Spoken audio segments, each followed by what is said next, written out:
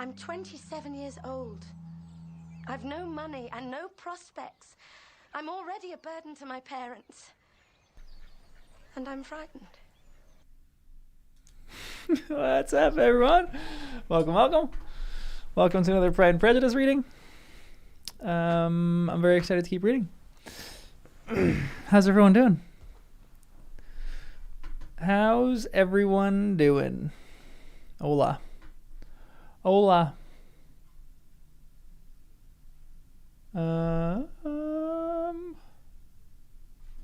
let me turn this stuff off. Desktop audio needs to go back on. No, we're good. Doing good. Cooking a little dinner. Love that. What are you making tonight? We have a very white Christmas right now, or a white Christmas Eve. It's snowing in good old Jersey. We got some snow happening right now. It just still is snowing. It's like, I think it's honestly supposed to snow this whole day. Maybe not. Let's check. Nope, I was lying. Just another hour. I thought I checked earlier. I guess it's moving quicker. We probably have like 2 inches maybe. It's kind of like a nice snowfall. Like, it's not really blocking the roads, but it's like just nice enough. That's a nice white Christmas. So that's kind of exciting. But how are you guys doing? I'm excited to read some more Jane Austen.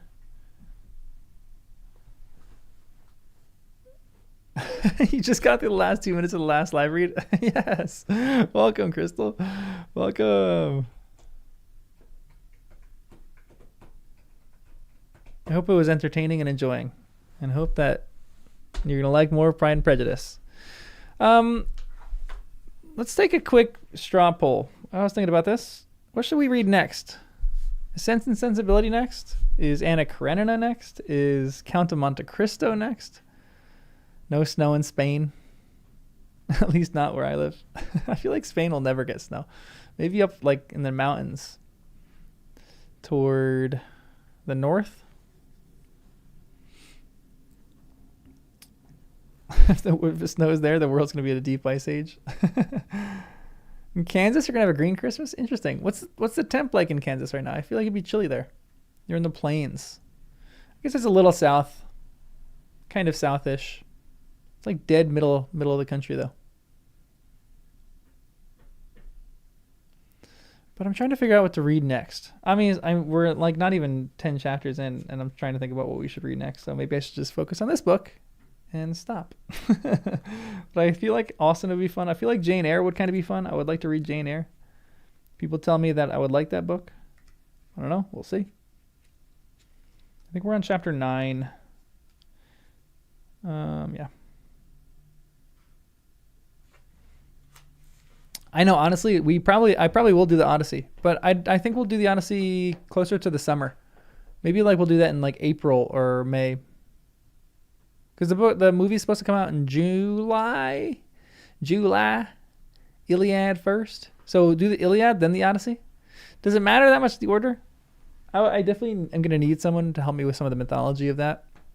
They're all poetry. I remember we tried to read some in high school, and it just in 1 year out the other. Do not know a single thing about those stories. So I'm probably going to have to go through those slower. You don't think of Jane Eyre as a fun book? Someone told me that I was going to really like that book because I went through a big thing where like I read like 3 books back to back that had female characters that I just thought were so cool and that I loved those female characters. And then I was talking to my friend about it and she was like, oh, then you'd love Jane Eyre. Jane Eyre's anything but funny. Okay. Interesting. I'm all right with non-funny. I'm okay with like a little bit gothic. Yeah, Nemo, when I read that, I'm definitely going to need your mythological help. And Janwell, you too. Everyone, you guys got to give me your help on those ones. When we kind of do those. Jane Eyre is good but serious. Sometimes I like a good serious book. What's the funniest book that you guys have read? Honestly, Pride and Prejudice might be up there right now. It's hilarious to me. Not a fan of Jane Eyre? Interesting. Tolkien Rants, what's up? What's up, money? What's going on? Come on in, everyone. Come on in. It's nice and warm here. Inside, at least. Chilly outside. Now it's starting to like rain snow right now. So I feel like it's all going to melt in a day. I've heard Terry Pratchett is hilarious. Terry Pratchett gave the intro to Father Christmas Letters. I'm making a video about that right now. Not about Terry Pratchett, but about the Father Christmas Letters and how it's like the Lord of the Rings of the North Pole. I've heard Hitchhiker's Guide is hilarious. I've heard people love that one. We'll get into that one eventually. They made a movie about that. What do you think of the movie? I don't know much about the movie. Georgette Heyer's Princess Bride. I've heard that's one of the books that the movie is actually better than the book. Georgette Heyer's books. Never even heard of Georgette Heyer's. Emma is the funniest. I also love Tristram Shandy. Tristram Shandy. Maybe we'll try Emma after this. I could do some Emma. Maybe we'll go from Emma, which is one of the funniest, to Jane Eyre, which is maybe one of the most serious. Dead serious. Oh no, wait, Martin Freeman and Alan Rickman are in it. I love that. The Hobbit's funny? Good. I'm excited. Very excited. You like the Hitchhiker's movies? Or the Hitchhiker's movie? Because it's just one, right? They didn't come out with multiple. Did they try to... Isn't that a trilogy? Didn't they try to fit all those ones into one movie? Or did they just do the first?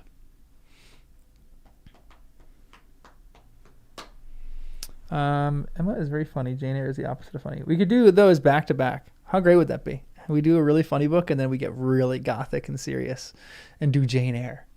What's another really serious book? Isn't the Scarlet Letter really serious too? We could do the Scarlet Letter.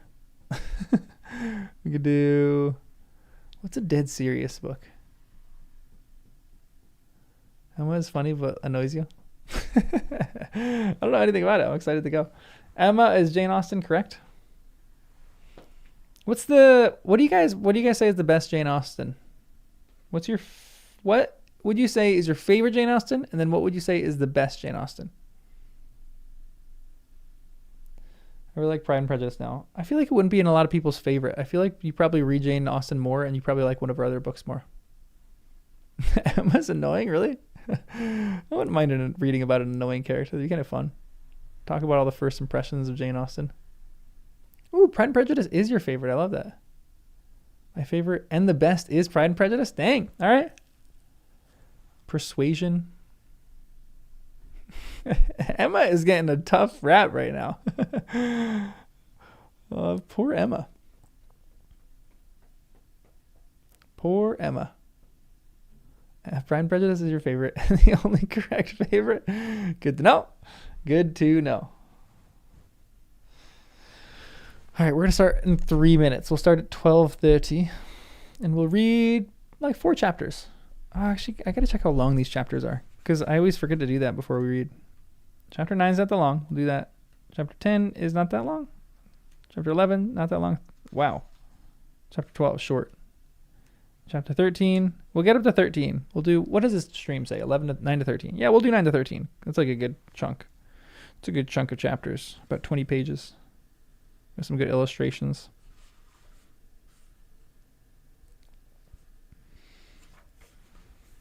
Northanger Abbey. My favorite Austen, Pride and Prejudice, Persuasion, tie between Sense and Sensibility, and Emma. Northanger Abbey is quite funny. Mansfield Park is too self-righteous. It's a good assessment. I'm excited to check out all of them now.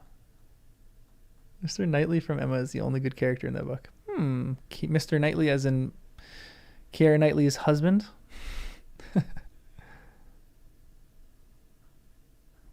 As a character, Emma is very enjoyable. Man, I kind of want to read Emma White next. I really want to read Emma next. I feel like that might be entertaining. I feel like it's a contentious one right now. Maybe that's settled. Maybe we'll do Emma next. And then after Emma, we'll do Jane Eyre. And then we'll do the Iliad and the Odyssey. We're going all over the place. Keira Knightley's husband is Mr. Darcy. Duh.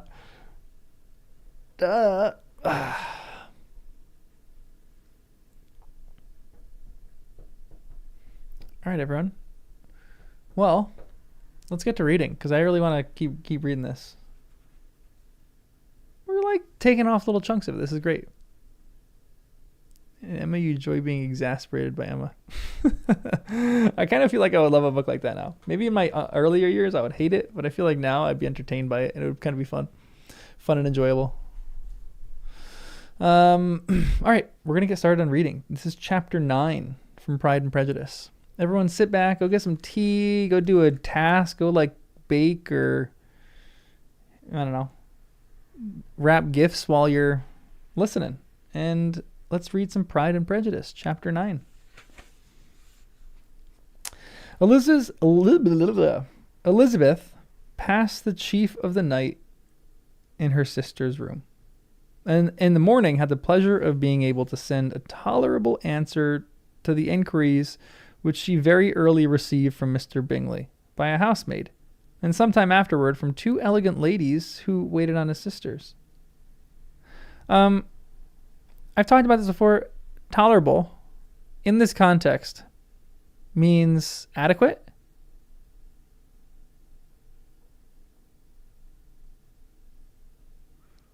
Right?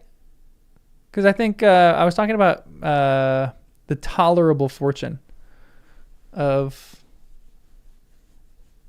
Mr. Bingley, I think it says. She uses tolerable a lot. She tolerates. She likes that word. A tolerable answer. She does like her adjectives. Like fairly good, adequate. Okay.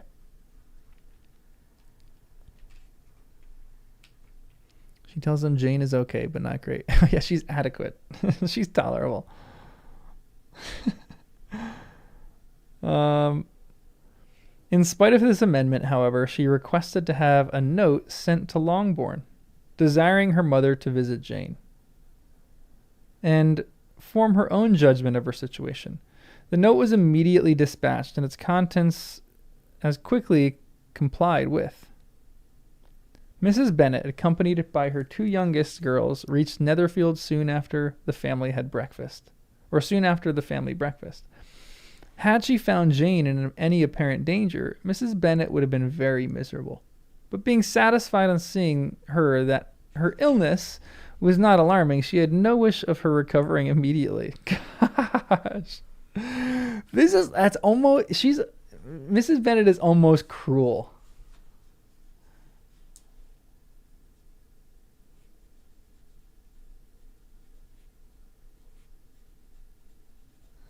She walks in, she goes, you're not that sick. You're going to stay here for another week. You're going to really try to get into their good side. It's like kind of mean. I don't like her. She had no wish of her recovering immediately, as her restoration to health would probably remove her from Netherfield. She would not listen, therefore, to her daughter's proposal of being carried home. Neither did the apothecary, who arrived at about the same time, think it at all advisable. After sitting a little while with Jane, on Miss Bingley's appearance and invitation, the mother and the 3 daughters all attended her into the breakfast parlor. They're having second breakfast right now. Bingley met them with hopes that Mrs. Bennet had not found Miss Bennet worse than she expected. Mrs. Bingley had met them with hopes that Mrs. Bennet had not found Miss Bennet worse than she expected. Okay. Indeed I have, sir, was her answer. She's a great deal too ill to be moved. Mr. Jones says that we must not think of moving her. We must trespass a little longer on your kindness. She is intolerable. Removed, cried Bingley. It must not be thought of. My sister, I am sure, will not hear of her removal. You may depend upon it, madam, said Miss Bingley, with cold civility, that Miss Bennet shall receive every possible attention while she remains with us. Mrs. Bennet was profuse in her acknowledgments. I am sure, she added, if it was not for such good friends, I do not know what would become of her, for she is very ill indeed, and suffers a vast deal, though with the greatest patience in the world, which is always the way with her. for she has without exception the sweetest temper I ever met with. I often tell my other girls that they are nothing to her. You have a sweet room here, Mr. Bingley, and a charming prospect over all that gravel walk. I do not know a place in the country that is equal to Netherfield. You will not think of quitting in a hurry, I hope, though you have but a short lease. She is ridiculous. Oh, Jane's sick, but she's just so patient and so good, and she's just like the best, and she's doing exactly what she chastised Mr. Bennet for doing. Yeah, y'all are chopped compared to Jane. I tell my other daughters they suck compared to Jane. That's right, she actually is, because she was talking about, that's so interesting. What a hypocrite. Nemo, that's a great point. I'm going to write hypocrite in my book. When it comes from her mouth, it's okay, but if it comes from her husband's mouth, God forbid that she prefer Lizzie over all the other daughters. I think Mrs. Bennet's favorite is definitely going to be Jane, or one of the two gossipy daughters. I forgot their names. They're the annoying ones. Not Mary. Mary is my favorite. Mary, may you live forever. Mary is great. I love Mary so far. Yeah, the Bennet parents do so far. Yeah, play favorites 100%. It seems like Mrs. Bennet does not like Lizzie in any way. Look at this illustration. She's just kind of like old and decrepit.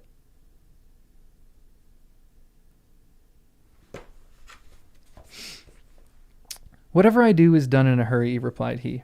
And therefore, if I should resolve to quit Netherfield, I should probably be off in 5 minutes. At present, however, I consider myself as quite fixed here.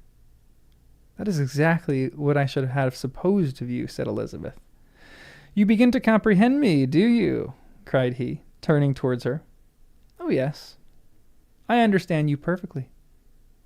I wish I might take this for a compliment, but to be so easily seen through, I'm afraid, is pitiful.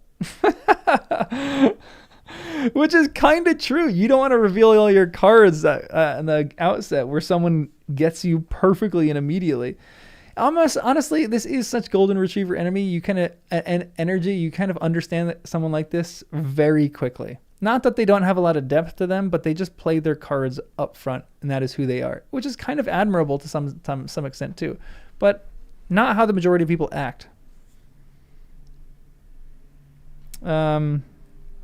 That is as it happens.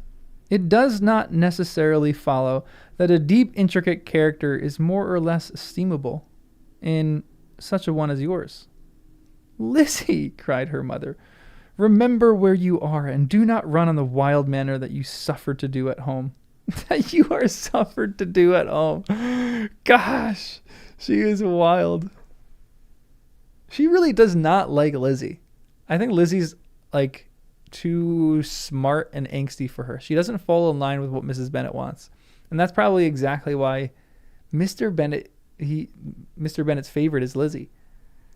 Because she is the one daughter that really cannot be in the same fashion as the mother.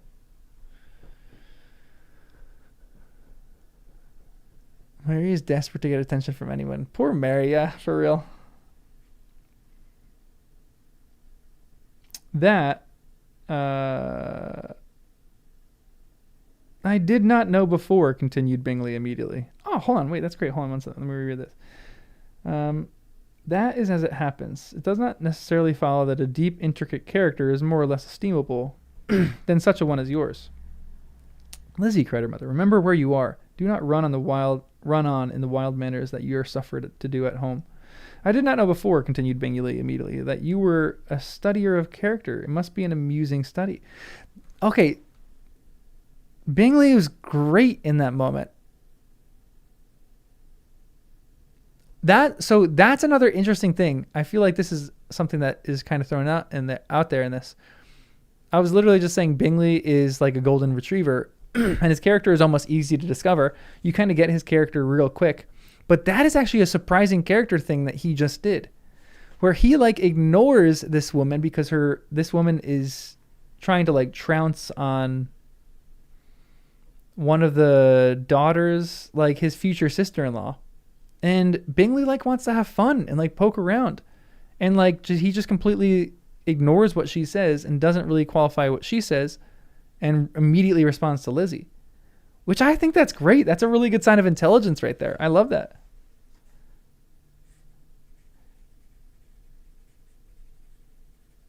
Great moment for the Bingster. That's what we're going to call him from now on. The Bingster. Bing bong. It must be an amusing study. Yes, but intricate characters are the most amusing. They have at least that advantage. They're kind of like flirting.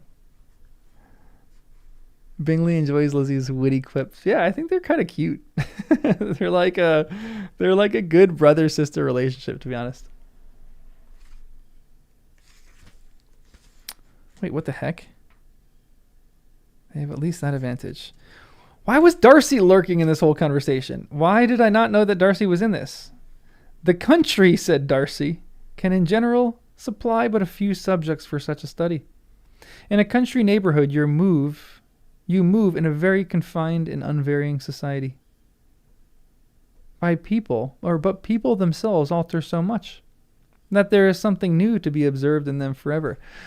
Yeah, Darcy really is always lurking. That moment was hilarious because he was just like, I could imagine if I was a filmmaker, I would literally have him like coming out of the curtains.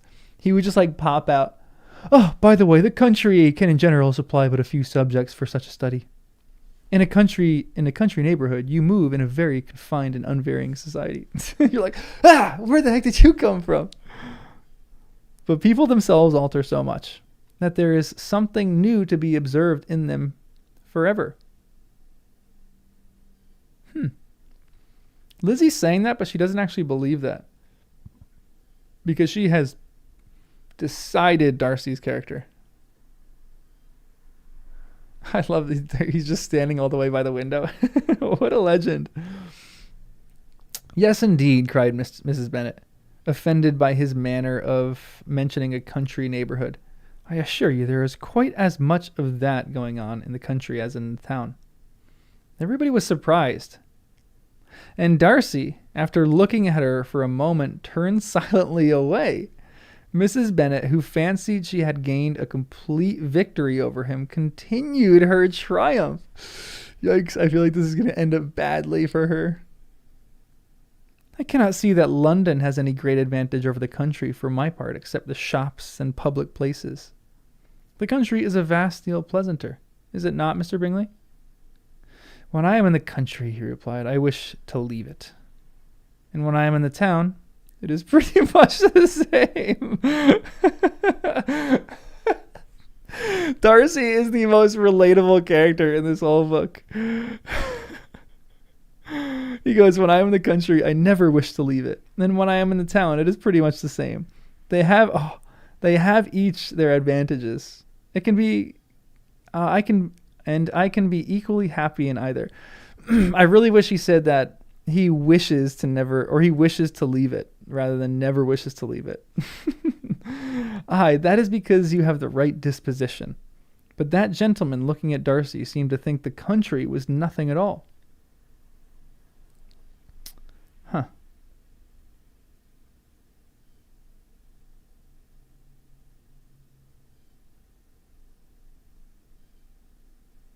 Oh, I misread that.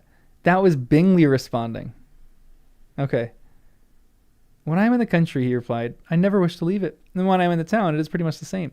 They have each their advantages, and I can be happily or equally happy in either. She really doesn't put a lot of dialogue tags on her writing. You really have to follow it pretty closely. The windows and fireplaces are Darcy's lurking territory. Aye, that is because you have the right disposition. But that gentleman, looking at Darcy, seemed to think the country was nothing at all. Indeed, Mamma, you were mistaken, said Elizabeth, blushing for her mother. You quite mistook Mr. Darcy. He only meant that there were not such a variety of people to be met with in the country as in the town, which you must acknowledge to be true. Certainly, my dear, nobody said that. Nobody said there were, but as to not meeting with many people in this neighborhood, I do believe there are few neighborhoods larger. I know we dine with 24 families. Nothing but concern for Elizabeth could enable Bingley to keep his countenance. His sister was less delicate, and directed her eye toward Mr. Darcy with a very expressive smile. Elizabeth, for the sake of saying something that might turn her mother's thoughts, now asked her if Charlotte Lucas had been at Longbourn since her coming away. Yes, she called yesterday with her father. What an agreeable man Sir William is, Mr. Bingley. Is he not? So much the man of fashion. So genteel and so easy. He always has something to say to everybody. That is my idea of good breeding. And those persons who fancy themselves very important and never open their mouths quite mistake the matter. Oh, gosh, she is just throwing so much shade. Yeah, Lizzie kind of sided with Darcy, but I don't think so. I think Lizzie was just like trying to calm her mother down more than side with Darcy, because I don't think that's necessarily what Darcy was saying. I think she was like trying to lessen the blow and like lessen her mother having like a blow up, like having a freak out moment of being like, how dare you say country folk are stupider than people in the city, or not as interesting as people in the city. But maybe she actually did side with him. Maybe she started to develop little feelings right now for him.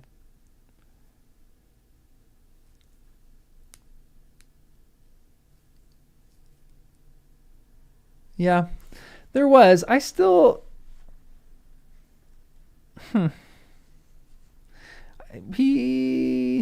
Yeah, maybe. Mrs. Bennet misinterprets Darcy even more than Lizzie. For sure. Yeah, publicly kind of like a little gossipy to a friend that maybe like he's a little drunk. I'm just trying to defend Darcy in that point. Maybe he's indefensible. He was for sure rude. Shouldn't have said that. But who among us have not done something like that? Maybe you're at home going like, I've never publicly said someone is not handsome enough. It wasn't to her face. It was like whispered to a friend, and she was just in the vicinity. It was probably pretty obvious that it was like he was probably saying it loud enough, and it was like, kind of to do that. But I still think that can be like discussed in other ways. I still think there's a potential that he had feelings for her in that moment and was kind of suppressing them, and he's like acting like a childish middle schooler. I think he was just immature in that situation. Yeah, he looked right at her before he said it, but who among us don't look at someone and go, oh, that person over there, they're not really that good looking. And we whisper it to our friends or like say it to our friends. Maybe he's intending for her to see her. I don't know. Maybe my thought is that if the case that Darcy actually did that, then Elizabeth shouldn't really end up with Darcy.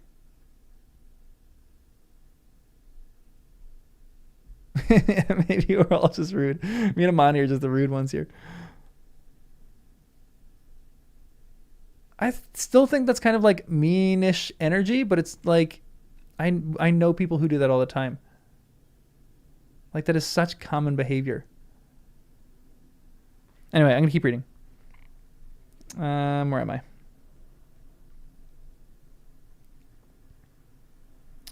I? Did Charlotte dine with you? No, she would go home. I fancy she was wanted about the mince pies. For my part, Mr. Bingley, I always keep servants that can do their own work.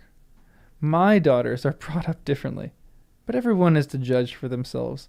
And the Lucases are very good sort of girls, I assure you. It is a pity that they are not handsome. Oh my gosh. She is awful. She is awful. Not that I think Charlotte is so very plain, but then she is our particular friend. She seems a very pleasant young woman, said Bingley. Yeah, tactless is a great word. Like, how does, like, everyone is seeing through what she's saying. She's like, just, yeah, has no tact about her. And it's interesting too.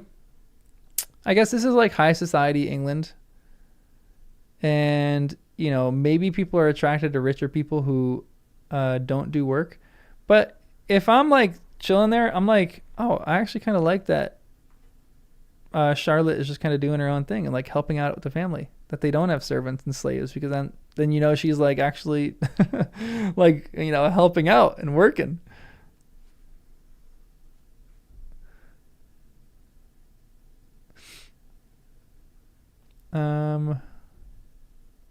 You ran your mouth at a job interview in an embarrassing way this week. I love that. Well done. Oh well.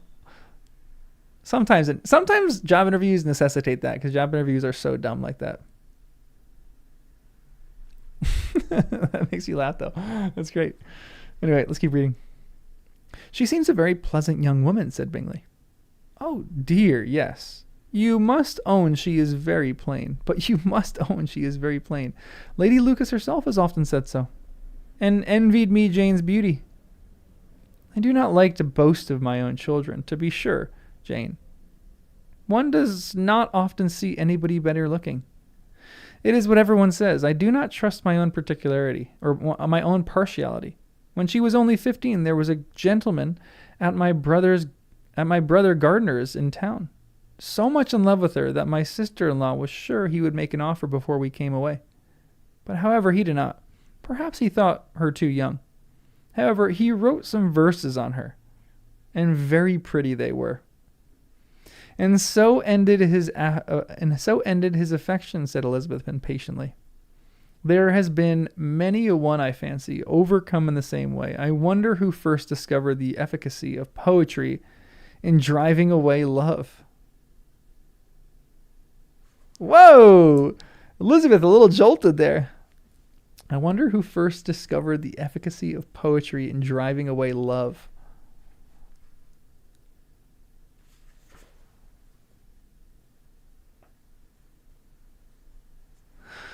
That's an interesting line.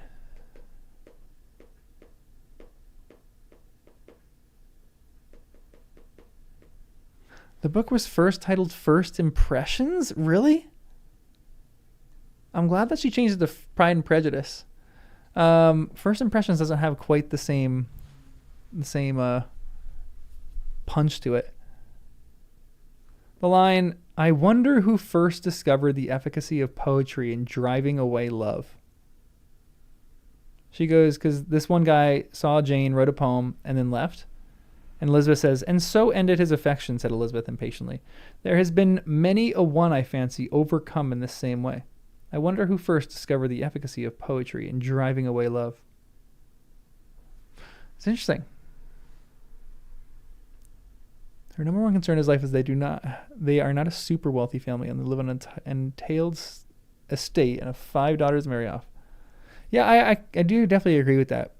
I don't hate Mrs. Bennet for that. That's one of my more favorite qualities of her, is that she's like really looking out for the family. But it's almost too much. Like there's a point where like you have to back off and stop trying so hard, because that's putting people off. I'm curious if Bingley is going to get off put by Mrs. Bennet and be like, I don't want a mother-in-law like that. And yeah, given that, yeah, I wonder if Jane Austen had dealt with that. Maybe like she had a poem written about her in a loving way and the guy ran away. And she's just writing her own experience into that.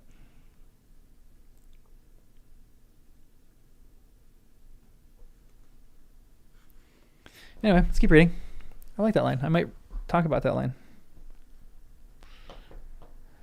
I have been used to consider poetry as the food of love, said Darcy, lurking in the corner. Every Darcy line now, I'm going to say, lurking in the corner, coming out from the window. I have been used to consider poetry as the food of love. I should do a skit on this. I'm gonna make a video on the channel, and it's gonna be a skit of, they're gonna have a full conversation, and all of a sudden Darcy's gonna be behind the shades, and he's gonna say, I have been used to consider poetry as the food of love, said Darcy.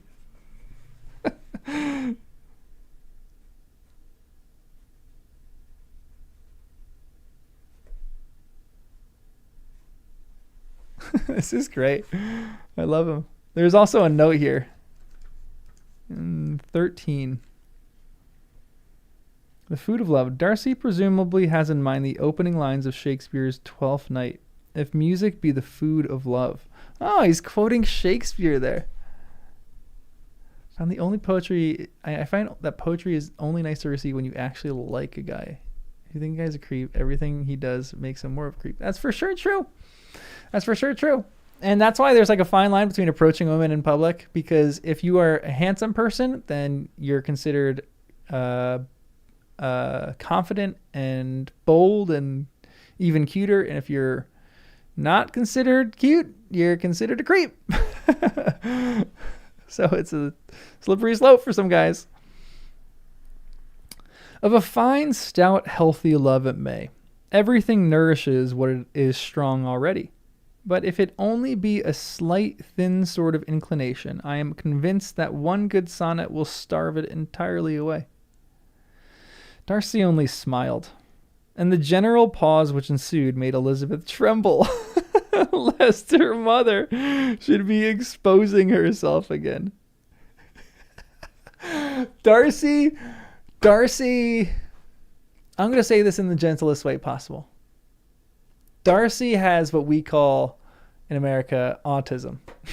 that was a Theo Von moment when he's talking to those two guys and he goes, "You guys have, well, I don't know what you call it here, but we call it autism."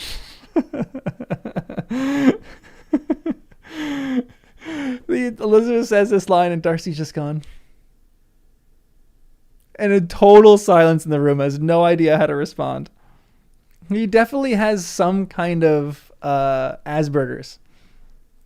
It's actually been argued that Darcy had maybe on the spectrum. I love that so much. That makes me so happy. I love a little pre-diagnosed Asperger's going on here. It's so great. There's actually a whole book about neurodivergence, Pride and Prejudice. That makes me so happy. I love that so much. Some good representation of characters here. I love that. Darcy only smiled, and the general. This is like the funniest skit. This book is so funny. I wish they have they made a play of Pride and Prejudice? Is there like anything in like Broadway that's like ever did a play on Pride and Prejudice? Because this would be top tier play, a top tier play. Darcy only smiled, and the general pause which ensued made Elizabeth tremble lest her mother should be exposing herself again. She longed to speak, but could think of nothing to say. And after a short silence, Mrs. Bennet began repeating her thanks to Mr. Bingley for his kindness to Jane, with an apology for troubling him, also with Lizzie. Mr. Bingley was unaffectedly civil in his answer, and forced his younger sister to be civil also, and to say what the occasion required. She performed her part indeed, without much graciousness. But Mrs. Bennet was satisfied, and soon afterward ordered her carriage. Upon this signal, the youngest of her daughters put herself forward. The two girls had been whispering to each other during the whole visit, and the result of it was that the youngest should tax Mr. Bingley without having promised on his first coming into the country to give a ball at Netherfield. Lydia was a stout, well-grown girl of 15. Stout. Oh, no way, there's a musical? Yeah, poetry too soon can give the I kind of agree with you on that. Actually, Darcy is mad because the poem he composed in his head for Lizzie is now moo, like a cow's opinion. Yeah, agreed.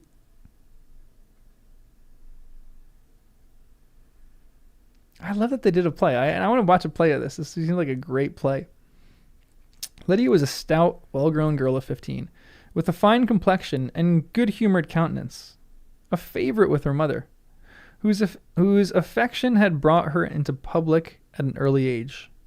She had high animal spirits and a sort of natural self-consequence, which the attentions of the officers to whom her uncle's good dinners and her own easy manners recommended her had increased into assurance.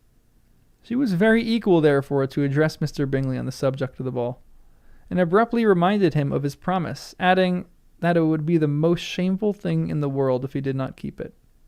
His answer to this sudden attack was delightful to their mother's ear.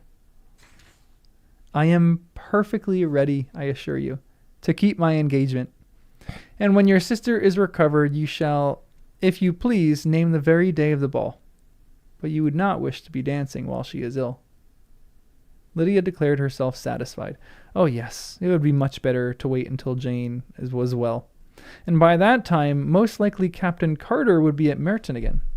And when you have given your ball, she added, I insist on their giving one also. I shall tell Colonel Forster. It will be quite a shame if he does not. Mrs. Bennet and her daughters then departed, and Elizabeth returned instantly to Jane, leaving her own and her relations' behavior to the remarks of the two ladies and Mr. Darcy, the latter of whom, however, could not be prevailed on to join in their censure of her, in spite of all Miss Bingley's witticisms on fine eyes. Good for Darcy there. Good for Darcy. I love that. I mean, Darcy really isn't like a gossipy character, to be honest. I don't think, again, this is why Darcy is interesting to me, because what he does in the beginning just seems kind of out of character for him to some extent. Oh, not really, because I think he's a bit grumpy. So I think you kind of have to get past that. Maybe it really is in character for him. But he doesn't like fall prey to gossiping about people like that. Maybe who he likes. You have to be just on his good side, maybe. I don't know. He's an interesting character. Lizzie Bennet Diaries has the actress act out their parents say for a vlog audience, fake mustaches and all.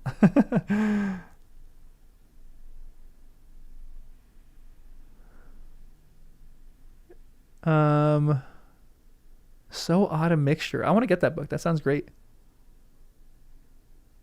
You see it in Mr. Collins. I'm excited for Mr. Collins. Mr. Collins is just a creep.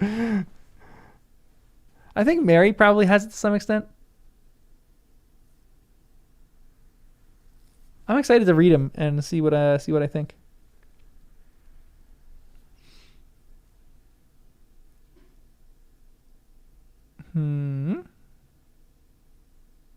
There's a guy on TikTok and YouTube who did the whole thing as a one-man show. No way. Please, Alana, send me that. Alana. Mr. Collins is Grima Wormtongue. Oh, yikes. All right. Interesting. All right, this is chapter 10. Guys, I really love this book so far. It is so fun. And it's really fun to read with you guys because there's like a good comedy in here we all kind of get, we're laughing at. This would be great. Yeah, please send me that TikTok guy. I would love to see that. I love all your guys' takes on Collins. I'm curious to read about him. All right, this is chapter 10. The day passed much as the day before had done. Mrs. Hurst... Wait, 1 second, actually. Hold on.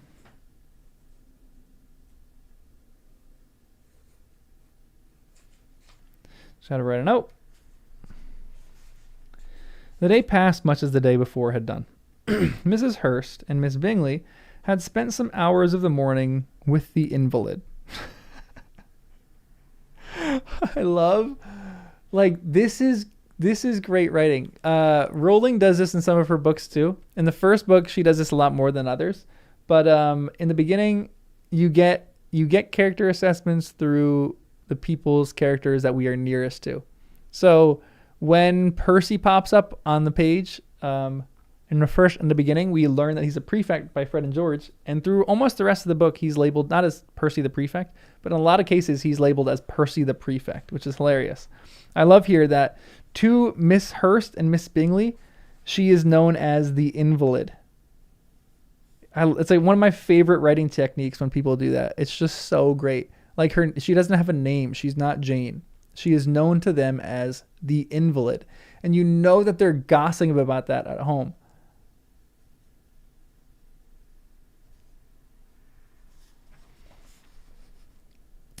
Who continued, though slowly, to mend.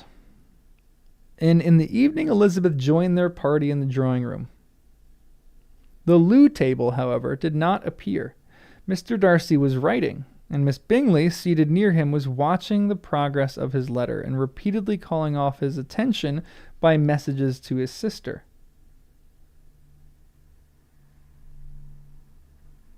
Mr. Hurst and Miss Bingley were at piquet, and Mrs. Hurst was observing their game. I'm guessing that's another card game.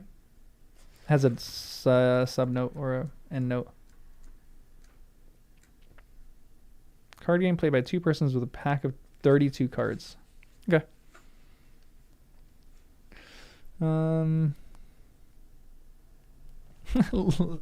Bennet and Lydia might have ADHD. I love that.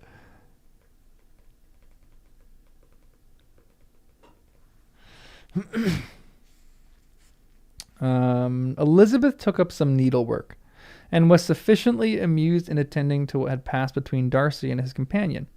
The perpetual commendations of the lady, either on his handwriting or on the evenness of his lines, or on the length of his letter, with the perfect unconcern with which her praises were received, formed a curious dialogue, and was exactly in unison with her opinion of each. Wait, let me read that paragraph again. I missed something. Elizabeth took up some needlework and was sufficiently amused in the attending to what passed between Darcy and his companion. And that's another thing that she does, like his companion.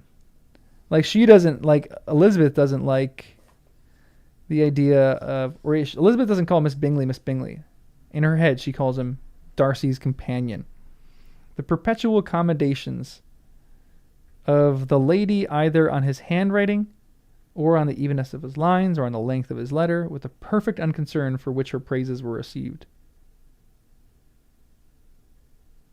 formed a curious dialogue, and was exactly in unison with her opinion of each. How delighted Miss Darcy will be to receive such a letter.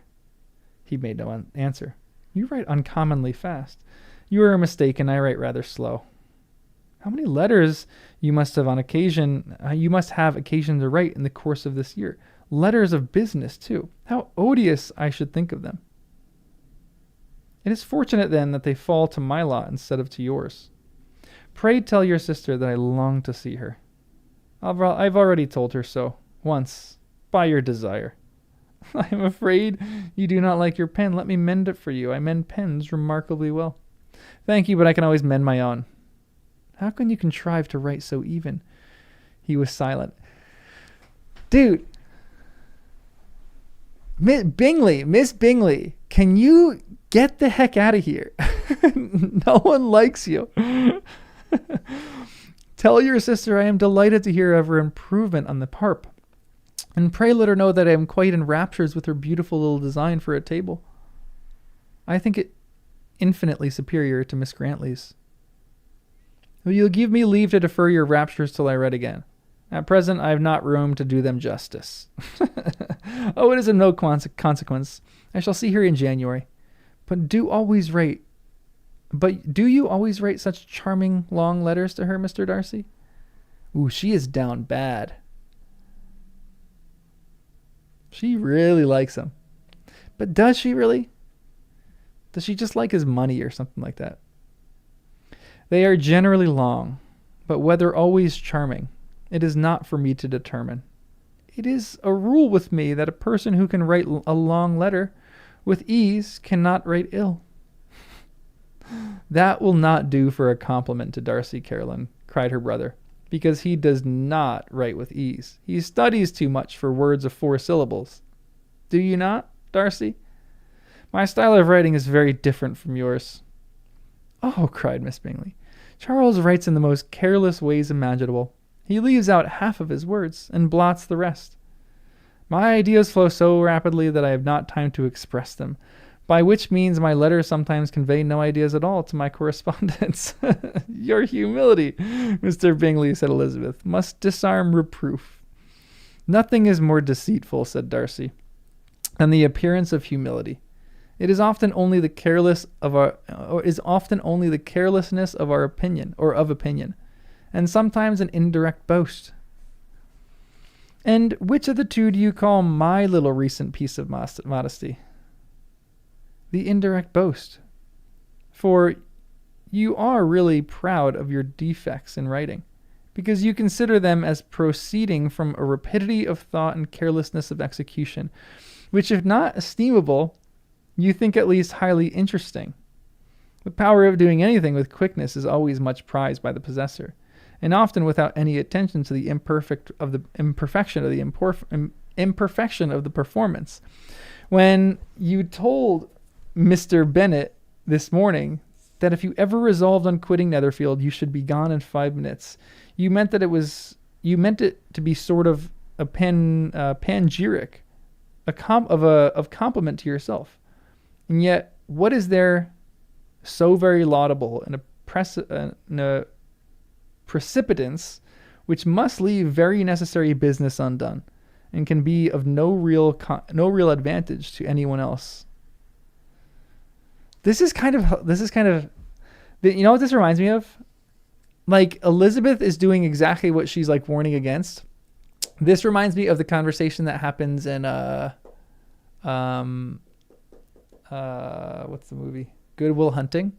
How do you like them apples? Like, Elizabeth is like Matt Damon in that movie right now.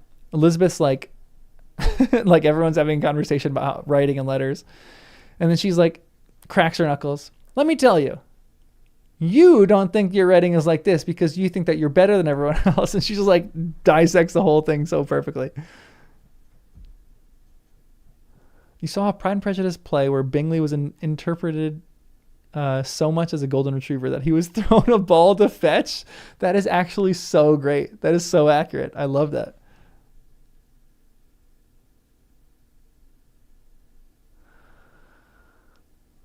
Oh no, what the heck happened? Sorry, my files are all popping up on my screen right now. Favorite portrayal of Collins. Carolyn Bingley does not read a room very well.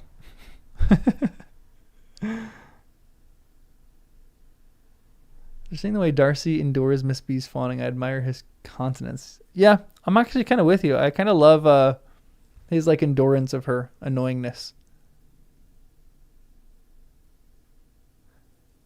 Darcy commenting on Bingley isn't all that different from some of Lizzie's observations. Yeah.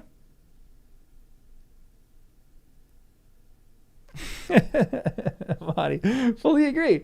He's just the most relatable character in this novel so far to me. Yeah, Darcy being friends with Bingley and then just has to endure the rest of the group is for sure what the situation is. Oh, wait, that was Darcy's conversation?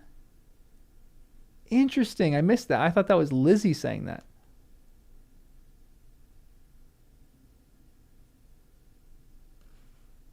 Man, the dialogue tags really throw me off sometimes.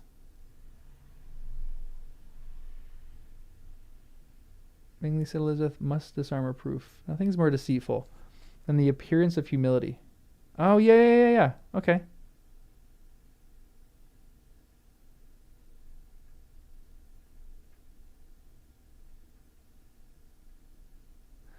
Oh, okay, yeah, I get that. So he's kind of like calling her out a little bit in like maybe like a cute flirtatious way. He's like, I think what he's trying to do right now, again, he probably misses a social cue, but he's probably trying to show her how smart he is. Guys, do this. Interesting. Okay, I totally missed that.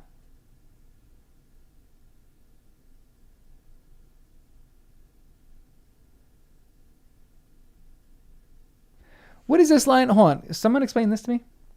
And which of the two do you call my little recent piece of modesty? What is that? That's Lizzie?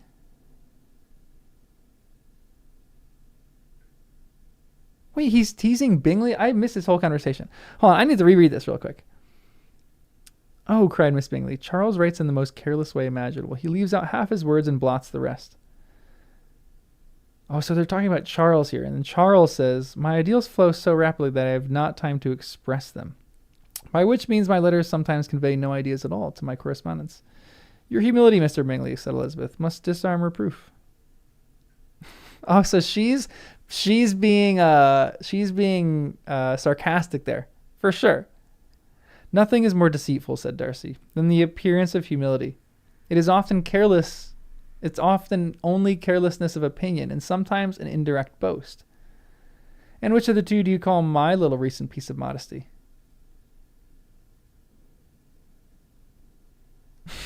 Darcy is lurking behind the sofa right now.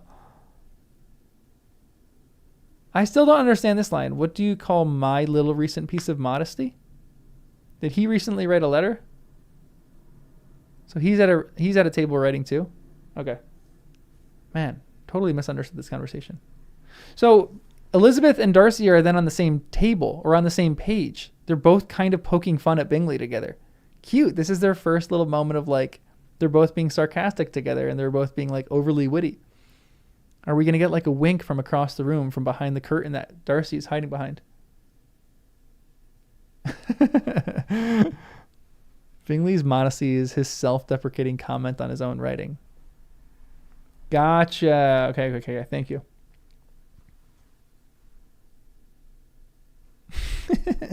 I don't know why he's still hiding, but it feels like he would still be hiding. Bingley is talking about what he does when he writes. He's not writing at the moment. Okay. What do you call me admitting that I'm a bad writer? Thank you. If I didn't have you guys, I'd be screwed right now. Thank you. Okay, great. This is really interesting. Nay, cried Bingley. This is too much. To remember at night all the foolish things that were said in the morning. And yet, upon my honor, I believe what I said of myself to be true. And I believe it at this moment. At least, therefore, I did not assume the character of needless precipitance, merely to show off before the ladies. I dare say you believed it, but I am by no means convinced that you would be gone with such celerity. Ooh, celerity. That's a cool word. What does celerity mean?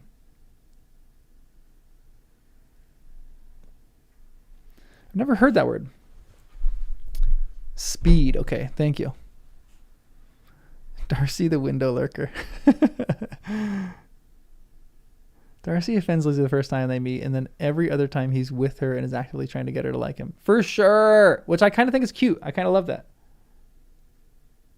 He is like siding with her, even though he might not necessarily... I think he does agree with her. I think they're really, really similar. Your conduct would be quite as dependent on chance as that of any man I know. And if, as you were mounting your horse, a friend were to say to you, Bingley, you had better stay till next week, you would probably do it. You would probably not go. And at another word, you might stay a month. That is the most golden retriever energy ever. Yeah, legitimately, I just keep thinking in my head they're going to throw him a ball and he's going to go chase after it. You have only proved by this, cried Elizabeth, that Mr. Bingley did not do justice to his own disposition. You have shown him off now much more than he did himself. Ah, I am exceedingly gratified, said Bingley, by your converting what my friend says into a compliment on the sweetness of my temper. But I am afraid you are giving it a turn which that gentleman did by no means intend, for he would certainly think the better of me, if under such a circumstance I were to give a flat denial and ride off as fast as I could. Now, that's actually interesting. The divergence in this conversation, this is where they're a little different in that Darcy is, I talked about this before, 100% an introvert. Because he in his head is saying, if you were about to leave a party and a bunch of people asked you to stay for a week, you'd get out of the carriage immediately and leave that party. And in Darcy's head, he's like, that's not really good. I would be out of that party as quick as possible. And Lizzie's like, he's paying you a compliment here. And really, Darcy's not, but I love that Lizzie is seeing the positive in this when she really can't see the positive in Darcy. So Lizzie is able to see the good in people to some extent, not to everyone. She doesn't really do that all the time, but she's able to see the good in this compliment. Maybe she's poking fun at Darcy a little bit. But this is like a funny little bit of conversation right here. She cannot see past, they're like flirting. They're majorly flirting here.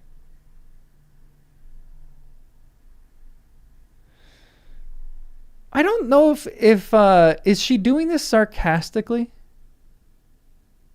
Because I almost think that like that's the big qualifier. You have to read it. If you say that Elizabeth isn't saying this with sarcasm, then it's actually a genuine compliment that she's giving to Darcy here. So she has to say this with sarcasm for you to say that she's like poking fun and like making fun of him and does not wish to see the good in him. But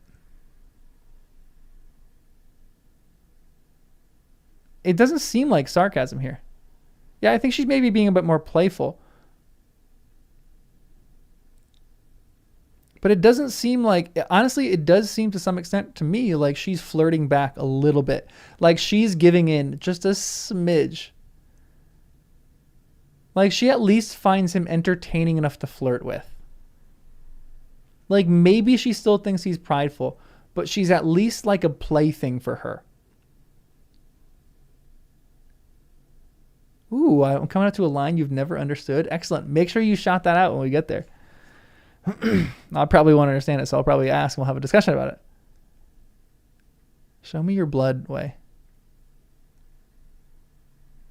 She wants him to be his brother via Jane.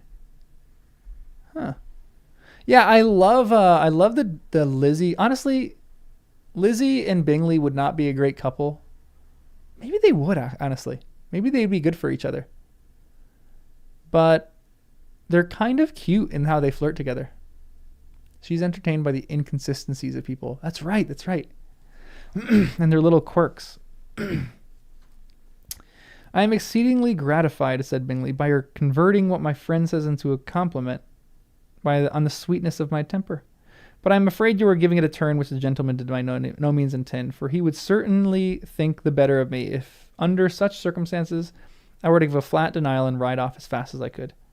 Would Mr. Darcy then consider the rashness of your original intention as atoned for by the obstinacy in adhering to it? Upon my word, I cannot exactly explain this matter. Darcy must speak for himself. You expect me to account for opinions which you choose to call mine, but which I have never acknowledged. Allowing the case, however, to stand according to your representation, you must remember, Miss Bennet, that the friend who is supposed to desire his return to the house and the delay of his plan has merely desired it, asked it without offering only argument in favor of its propriety. You expect me to account for opinions which you choose to call mine, but which I have never acknowledged. Allowing the case, however, to stand according to your representation, you must remember, Miss Bennet, that the friend who was supposed to desire his return to the house and the delay of his plan has merely desired it, asked it without offering one argument in favor of its propriety. To yield easily, to the persuasion of a friend is no merit with you. To yield without conviction is no compliment to the understanding of either.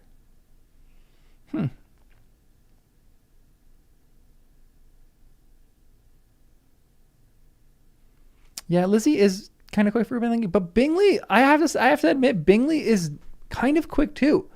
He just is golden retriever quick. He understands Lizzie's flirting very well. I think they poke fun at each other in a really cute way. Like they are kind of flirting here to some extent. Like this, it really strikes me as like in-law relationships, like sister-in-law, brother-in-law kind of relationships, like good ones. To yield, you appear to me, Mr. Darcy, to allow nothing for the influence of friendship and affection. A regard for the requester would often make one readily yield to a request without waiting for arguments to reason one into it. I am not particularly speaking of such a case as you have supposed about Mr. Bingley.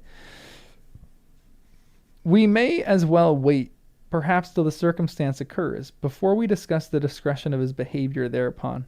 But in general and ordinary cases between friend and friend, where one of them is desired by the other to change a resolution of no very great moment, should you think ill of a person for complying with the desire without waiting to be argued into it? That is a call out. Whoa. She's like, you have no real friends and you don't know what being a good friend is about. You have to be argued into being a good friend. That's dang. Okay, she's coming out. She took the gloves off. She is ready for a fight right now.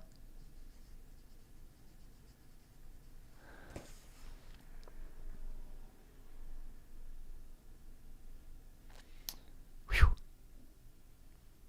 Yikes. Will it not be advisable, before we proceed on this subject, to arrange with rather more precision the degree of importance which is to appertain to this request, as well as the degree of intimacy subsisting between the parties? Gosh. He's like, can we explain the levels of friendship here? Can we like talk about like what is a friend and what's not? Honestly, Darcy's just very relatable to some extent. I'm like, if for me it matters. If I'm taking someone to the airport, I'll take them, but it matters on the relationship that we have really before if I ask them like, if you have anybody else or not. Yeah, honestly, that is a great depiction of Lizzie. Someone who, she has dropped everything for her sister too. Like she's dropped everything. She's dropped the last few days of her life just so she can help her sister. And Darcy needs convincing. If Bingley was sick in bed, Darcy would not do that.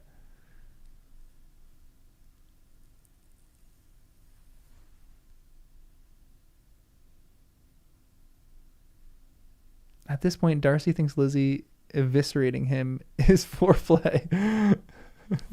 Ooh, there's foreshadowing here? Interesting. Okay. I love that. By all means, cried Bingley.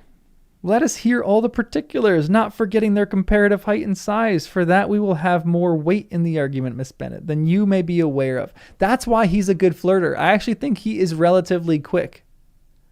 Like, he is honestly great here. He's funny. He's like really playing with Lizzie here to make fun of Darcy.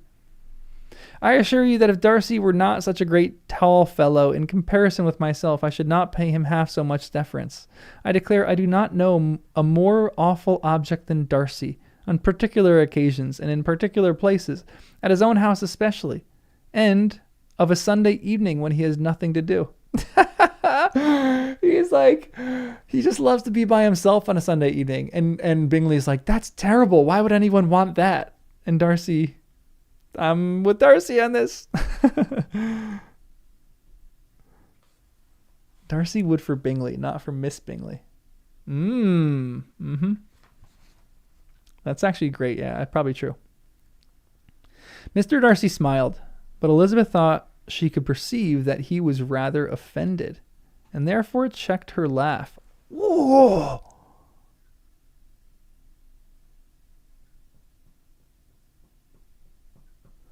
Bingley, we're friends because he's scary. Whoa.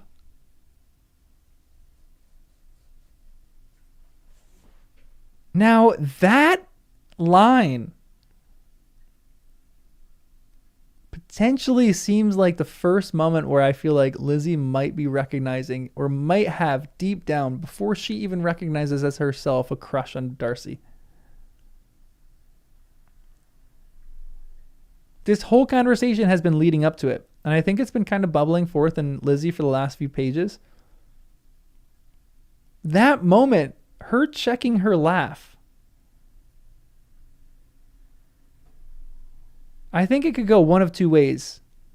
Either she actually has a crush on him and doesn't want him to have any hatred toward her for laughing at this joke, or she is genuinely afraid of him and thinks that he could blow up in this situation.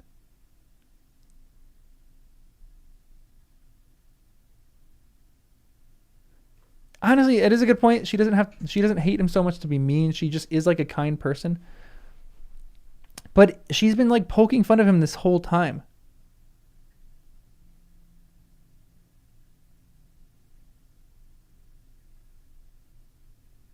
know, guys. I feel like there's a little crush there. A little crush brewing. They're flirting so good. They're flirting so well. Honestly, I really like the flirting between her and Bingley.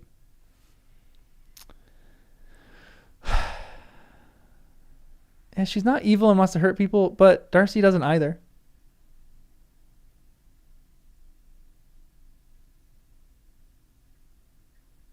Lizzie's not afraid of anything. Also, what's up, Michael? Welcome. As soon as it's not a joke, she backs off.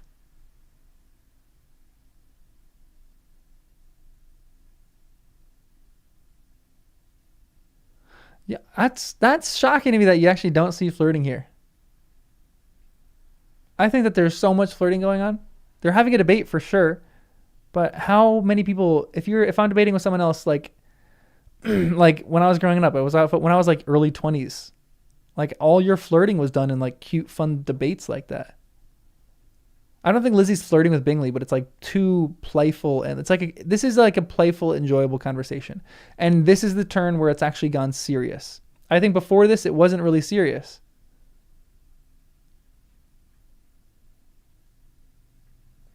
I don't know.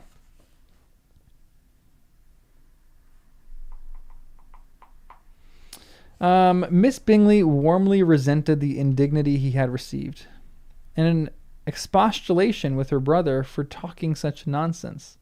I see your design, Bingley, said his friend. You dislike an argument and you dislike an argument and want to silence this. Perhaps I do. Arguments are too much like disputes. If you and Miss Bennet will defer yours till I'm out of the room, I shall be very thankful. And then you may say whatever you like of me. See, that's where it's gone into like a harmful debate.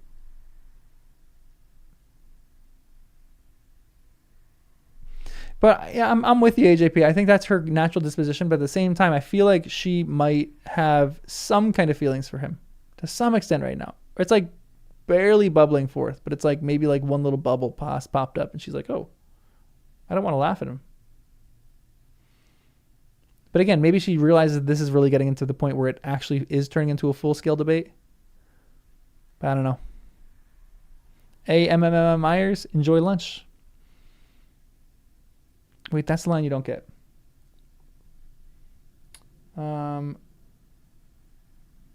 Perhaps I do.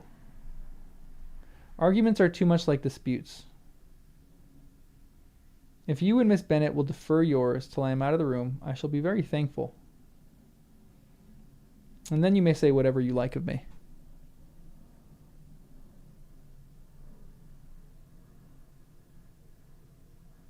Seems to change the meaning of the word argument from the way it was used in the preceding paragraphs. Interesting.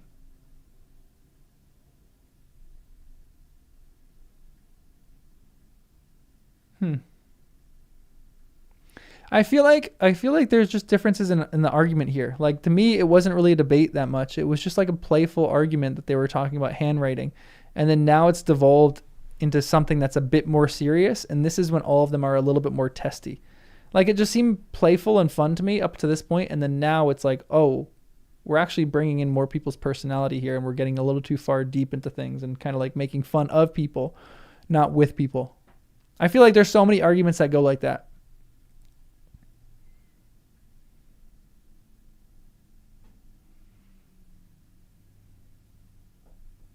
Arguments were reason, and now arguments are dispute. Interesting.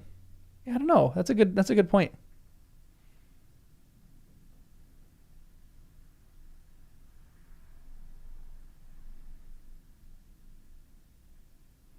A fun lawyering dispute equals an actual fight. I feel like there's just the transition of, I mean, I think all of us have done this to some extent. You like get in a fun little debate with someone, then maybe it gets to a personal point and you kind of just stop and you're like, oh crap, we'd actually have to stop doing that because it's getting mean or whatever. All right, let me keep reading because we got to keep reading.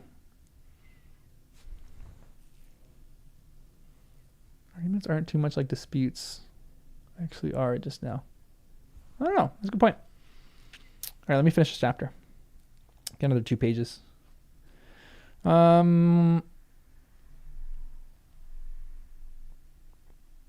What do you ask, said Elizabeth. Or what you ask, said Elizabeth, is no sacrifice on my side. And Mr. Darcy, had much better finish his letter. Mr. Darcy took her advice and did finish his letter. When that business was over, he applied to Miss Bingley and Elizabeth for the indulgence of some music.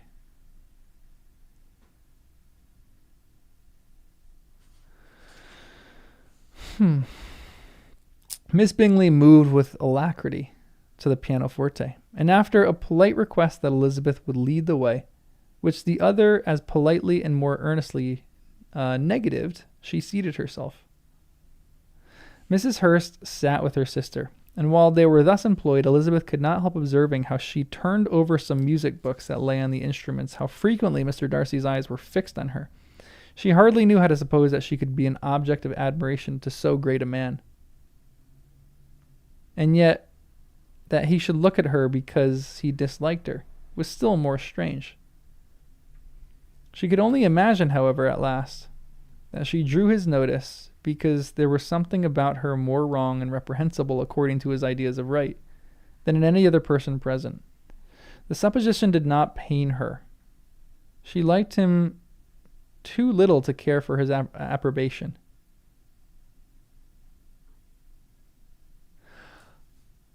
Lizzie, you can't be serious with this. Someone who's as quick and smart as her? Are you kidding me? Oh, Sarah, it's all right. Enjoy dinner. This seems out of character for Lizzie. How does she not see that this guy has a crush on him? Maybe she is a little self-deprecating to some point.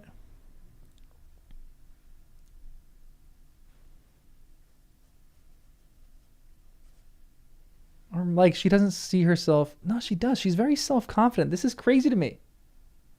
I guess she has such a negative, first impression of him that is totally driving everything that she thinks of him.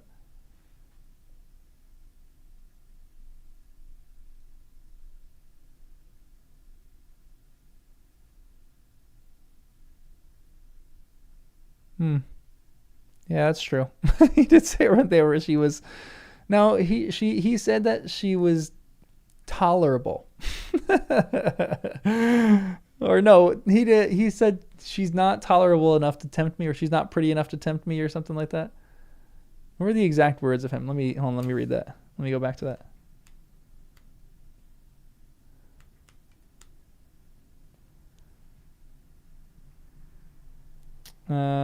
Not handsome. She is tolerable, but not handsome enough to tempt me. That's not calling her ugly.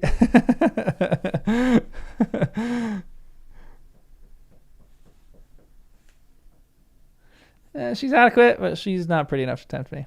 That is for sure prideful. Okay.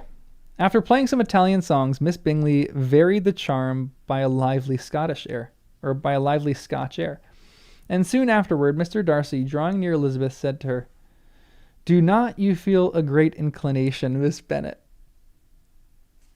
to seize on an opportunity of dancing a reel?"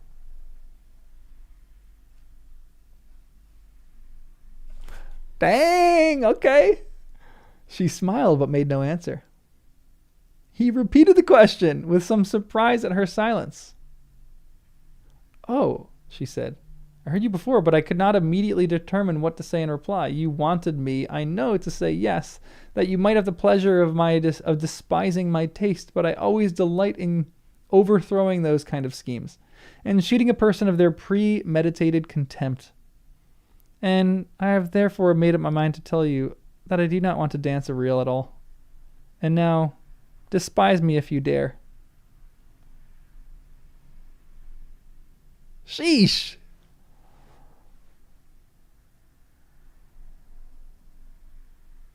I understand why she's saying this, but still, that is extreme.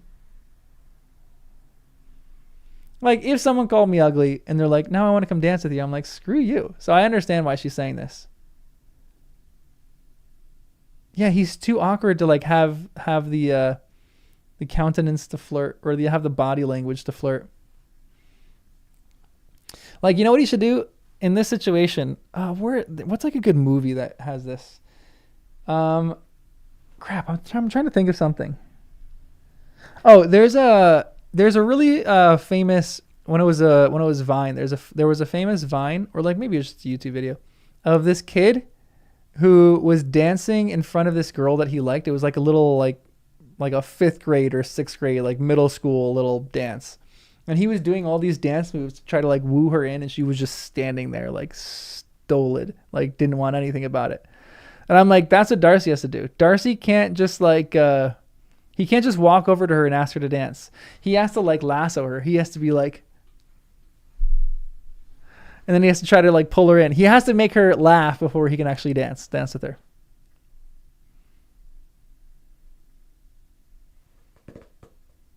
So Darcy at a dance looking at women. He was kind of like me in high school and college. Awkward as heck. He's kind of like all of us, Michael, honestly.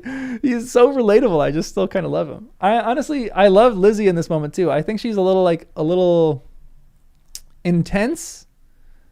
And this is like payback for what he did to her. So I kind of love that. But at the same point, she's not reading the room right. He didn't read the room right in the beginning. But still. Indeed, I do not dare. I love that too. He's like, despise me if you dare. She says that. I do not dare. Elizabeth, having rather expected to affront him, was amazed at his gallantry. But there was a mixture of sweetness and archness. Archness? Archness. What is that? In her manner, which made it difficult for her to affront anybody. Sauciness. Ooh. Yeah, that is a great Austen line, to be honest. Now despise me if you dare. There was a mixture of sweetness and sauciness in her manner, which made it difficult for her to affront anybody. And Darcy had never been so bewitched by any woman he was by her, and Darcy had never been so bewitched by any woman as he was by her. He really believed that were it not for the inferiority of her connections, he should be in some danger.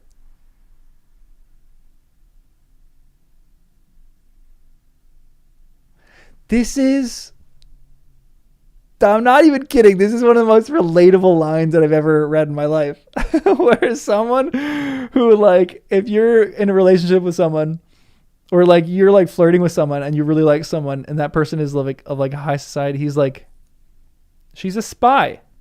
She's trying to get something from me.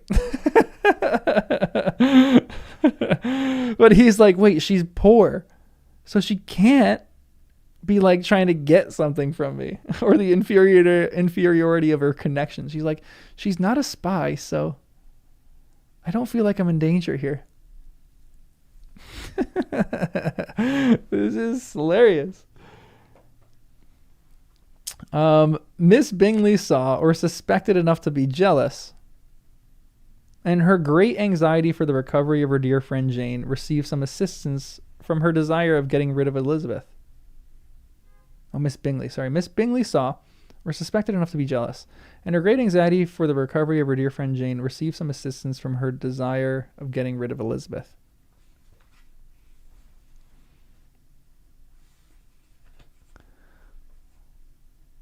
Yeah. Darcy, wait a minute. Do I actually like her?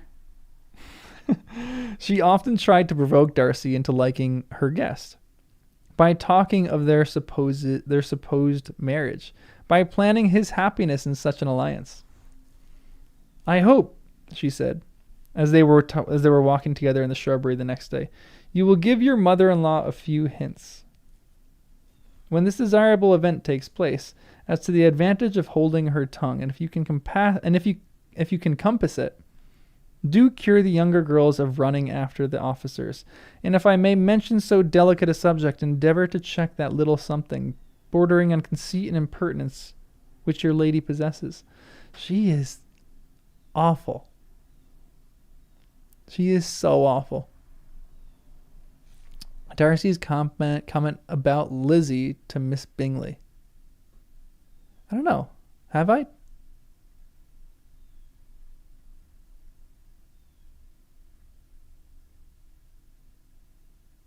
don't know.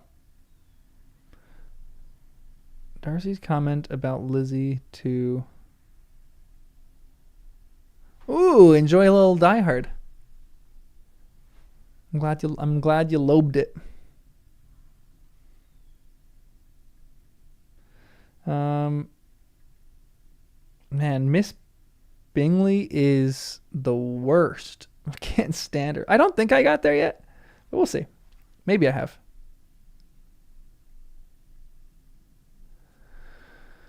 Lizzie can't see it, but Carolyn can.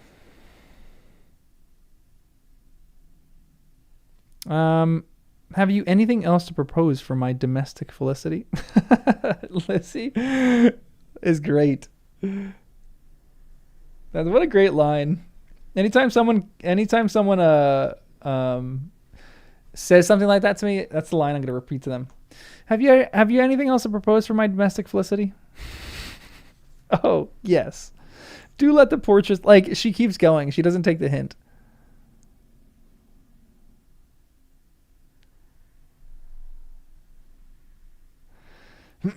Oh, yes. Do let the portraits of your uncle and Aunt Phillips be placed in the gallery at Pemberley. Put them next to your great uncles, the judge. They are in the same profession, you know, only in different lines. As for your Elizabeth's picture, you must not attempt to have it taken for what painter could do justice to those beautiful eyes. It would not be easy, indeed, to catch their expression. But their color and shape, and the eyelashes, so remarkably fine, might be copied. I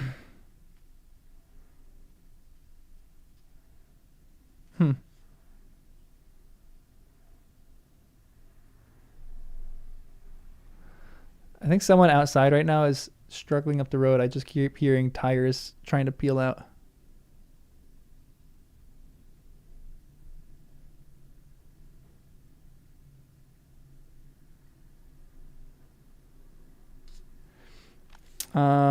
Yeah, it is interesting because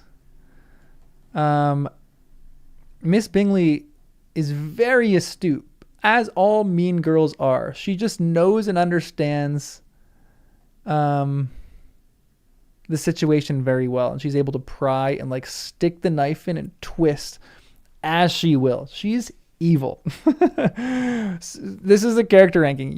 We have Sauron. We have Denethor. No, we have Sauron, and then Denethor and Miss Bingley are pretty much tied. Yeah, my name is Regina George. Honestly, legitimately.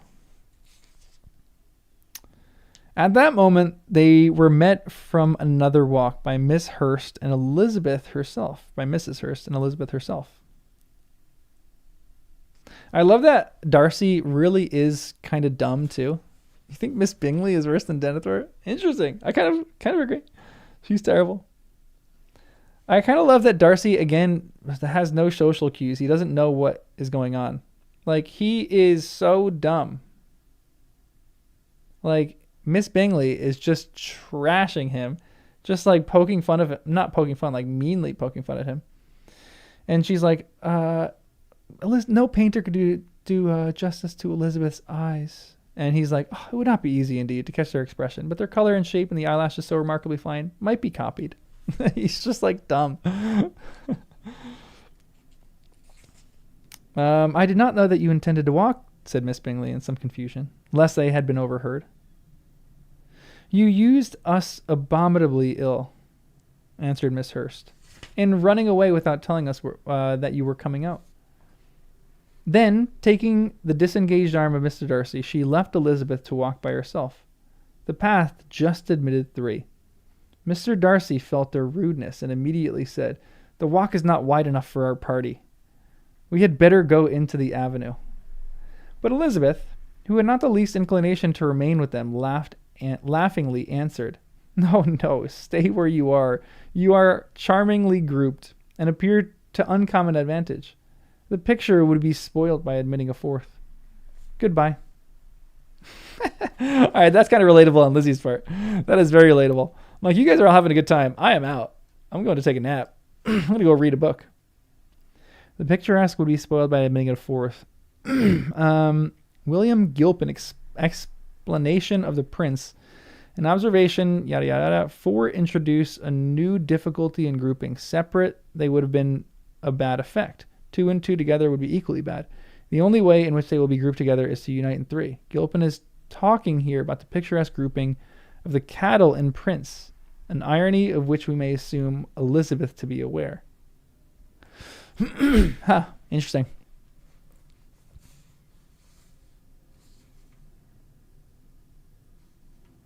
Interesting you feel bad for Miss Bingley. I'm curious as I'm going to kind of get onto this a little bit more, if I will. Odd numbers look better in Western art. That's true. They always look better in writing too. You're supposed to do that. You're supposed to work in odd numbers rather than even numbers. She then ran gaily off, rejoicing as she rambled about, in hopes of being at home again in a day or two. Jane was already so much recovered as to intend leaving her room for a couple of hours that evening. All right, let's get to chapter 11. Chapter 11 and chapter 12, we got a few more pages left, like 10 more pages, a little less. Guys, this is a great story so far. I really love this. Miss B tries so hard. It is so true. She is very much out here being a little try hard. But she's just mean though. She's just mean. She's mean in a different way from, and this is almost why I defend Darcy too, because she is mean in a different way from Darcy. I won't defend her, but I will defend Darcy and I will defend Elizabeth. Even though I don't think Elizabeth's necessarily that mean. Elizabeth is like reciprocatingly mean, which I don't hate that much, because sometimes you just dish it out in the way that you get it. So I have no problem with Elizabeth doing that. But Darcy is not like Miss Bingley level of mean. He's not insidiously mean. He's not like manipulatively mean. He's just dumb. He doesn't know social cues, to be honest. But this is a great story for her. All right. All my neighbors are shoveling outside, so I just hear shovels going on. I think my next door neighbor is shoveling. All right, let's keep reading. When the ladies were moved after dinner, Elizabeth ran up to her sister, and seeing her well guarded from cold, attended her into the drawing room, where she was welcomed by her 2 friends with many professions of pleasure. And Elizabeth had never seen them so agreeable as they were during the hour which passed before the gentlemen appeared. Their powers of conversation were considerable. They could describe an entertainment with accuracy, relate an anecdote with humor, and laugh at their acquaintance with spirit. But when the gentlemen entered, Jane was no longer the first object. Miss Bingley's eyes were instantly turned toward Darcy. She had something to say to him before he advanced many steps. He addressed himself directly to Miss Bennet, with a polite congratulations. Mr. Hurst also made her a slight bow, and said he was very glad, but diffusiveness and warmth remained for Bingley's salutation. He was full of joy and attention. The first half hour was spent in piling up the fire, lest she should suffer from the change of the room. And she removed at his desire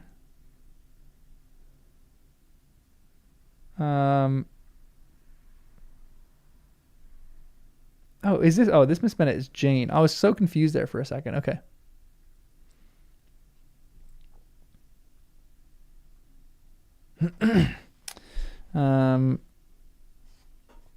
The first half hour was spent in piling up the fire, lest she should suffer from the change of room, and she removed at his desire to the other side of the fireplace, that she might be farther from the door, and then sat down by her, and talked scarcely to anyone else. Elizabeth, at work in the opposite corner, saw it all with great delight. Cute.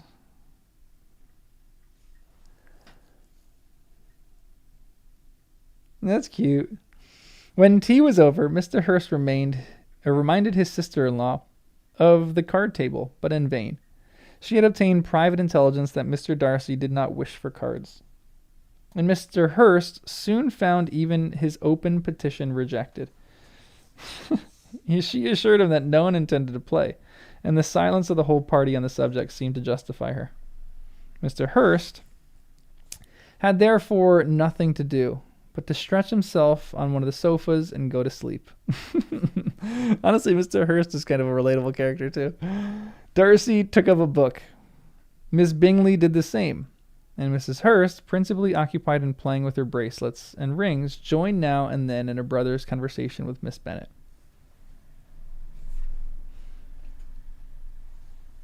The title of Miss Bennet always goes to the oldest in the room. Okay, love that. Thank you. That's going to help. Excellent. Thank you, guys. That was actually very helpful, because otherwise I'll be confused.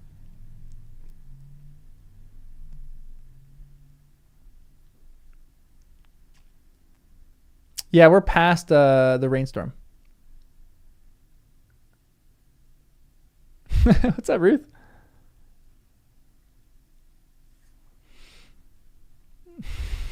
I kind of agree. You don't have to live like this. It'd be exhausting.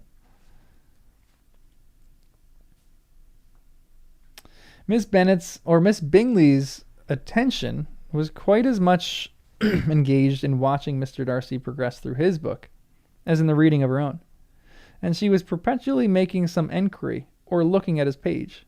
She could not win him, however, to any conversation. He merely answered her questions and read on. At length, quite exhausted by the attempt to be amused with her own book, which she had only chosen because it was a second volume of his.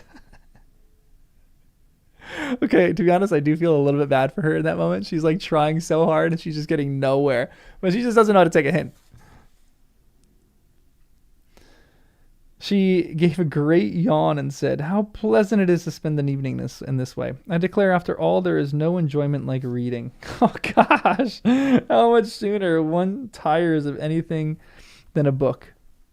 When I have a house of my own, I shall be miserable if I have not an excellent library. She is such a little hypocrite. She's over there making fun of people for reading in the beginning of those chapters, and then all of a sudden she's like, "You know what I need? I just need a good library." Mr. Darcy's reading Fellowship, so Miss Bingley's reading The Two Towers, 100%, absolutely. No one made any reply. She then yawned again, threw aside her book, and cast her eyes around the room in quest of some amusement.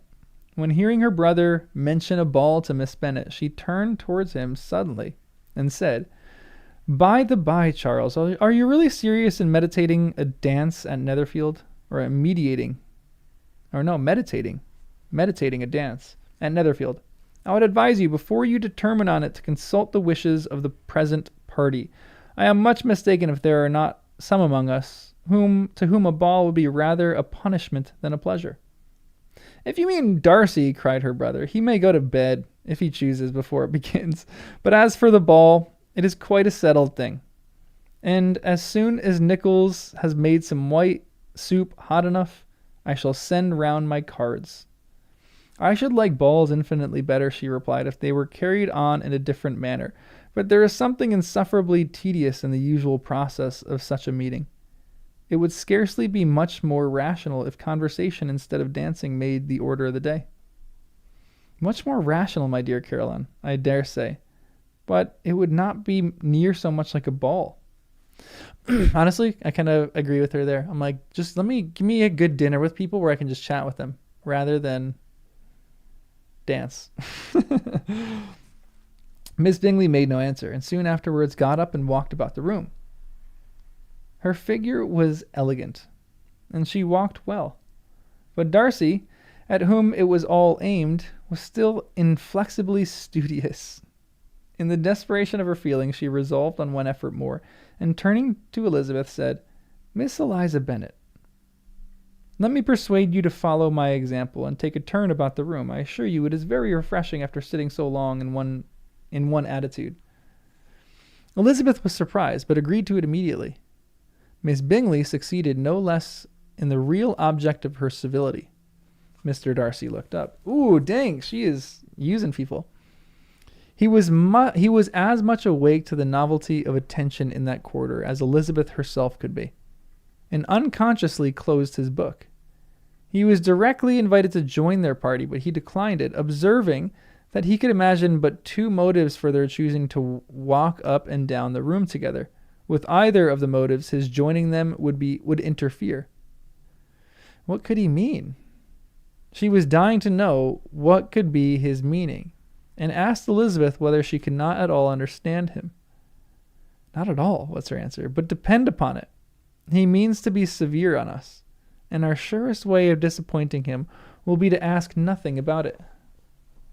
Miss Bingley, however, was incapable of disappointing Mr. Darcy in anything, and persevered, therefore, in requiring an explanation of his two motives. I have not the smallest objection to explaining them, said he, as soon as she was allowed him to speak. You either chose this method of passing the evening because you are in each other's confidence and have secret affairs to discuss, or because you are conscious that your figures appear to the greatest advantage in walking. If the first, I should be completely in your way, and if the second, I can admire you much better as I sit by the fire. That is hilarious. I love that. He's great. I think that's so good. Oh, shocking, cried Miss Bingley. I never heard anything so abominable. How shall we punish him for such a speech? But I think that is, I think that is sassy, but I still think that's really awkward. I don't think I could ever say that out loud to a person like that without being totally awkward. Like that is kind of, to me, like a shy, awkward thing. He's like postulating on something rather than like, I mean, that kind of is flirting, but I don't think in his mind that's necessarily flirting. Maybe it is. Maybe I'm totally misreading that situation. Actually, I kind of think you're right, because he says, I can admire you much better as I sit by the fire. That is kind of flirting, I guess. There you go. Well done. Been vegetating on the couch and watching on the TV, but it's weird not being able to read the chat. What's up, Nanda? Yeah, he's like trying his best to flirt. He's explaining out loud the thing that all people think in their heads. Yeah, for sure. That is actually a great line, though. I love that.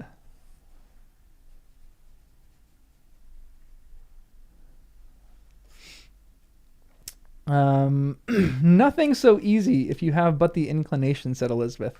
We can all plague and punish one another, tease him and laugh at him. Intimate as you are, you must know how it is to be done. But upon my honor, I do not. I do assure you that my intimacy has not yet taught me that.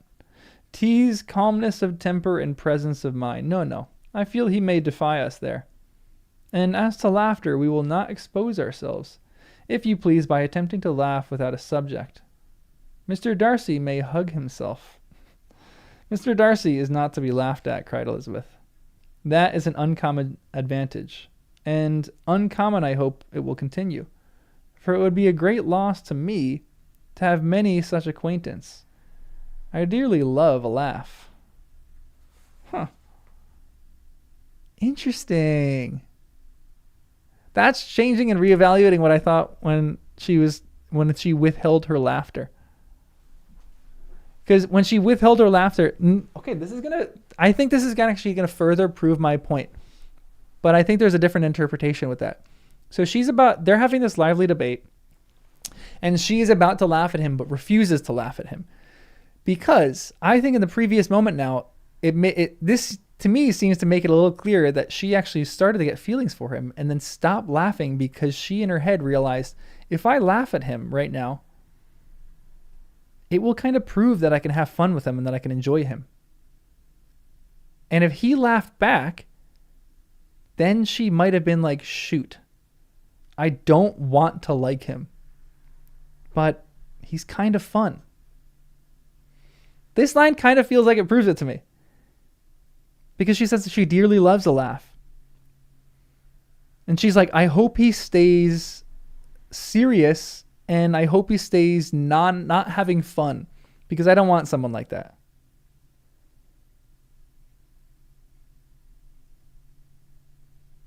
Yeah, it's about fighting the like. I kind of love it. It's kind of fun. I'm into this book. Guys. This is a good one.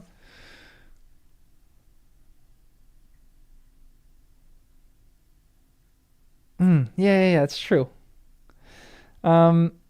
Miss Bingley, said he, has given me credit for more than can be. The wisest and the best of men, nay, the wisest and the best of their actions, may be rendered ridiculous by a person whose first object in life is a joke. Certainly, replied Elizabeth. There are such people, but I hope I am not one of them. Or I hope I am not one of them. I hope I never ridicule what is wise or good. Follies and nonsense, whims and inconsistencies do divert me, I own, and I laugh at them whenever I can, but these, I suppose, are precisely what you are without. Perhaps that is not possible for anyone, but it has been the study of my life to avoid those weaknesses which often expose a strong understanding to ridicule, such as vanity and pride. Yes, vanity is a weakness indeed. But pride, where there is a real superiority of mind, pride will be always under good regulation. Elizabeth turned away to hide a smile. Your examination of Mr. Darcy is over, I presume, said Miss Bingley. And pray, what is the result? I am perfectly convinced by it that Mr. Darcy has no defect.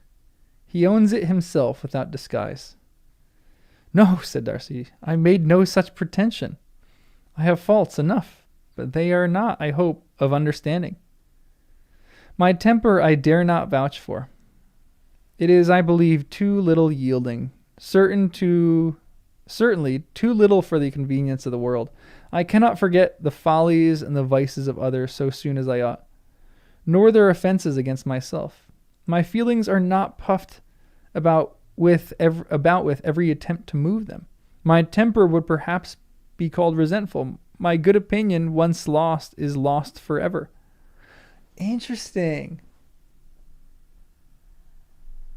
No, you know what? It really is interesting because Lizzie and Darcy are very similar. But whereas Lizzie laughs at people's inconsistencies, Darcy is annoyed by people's inconsistencies. He's like, I'm just sick of... He's like, these people are just annoying. I lose my temper at that crap. She doesn't want to change her mind about him because she doesn't want to admit she misunderstood him. For sure. And this is a great line.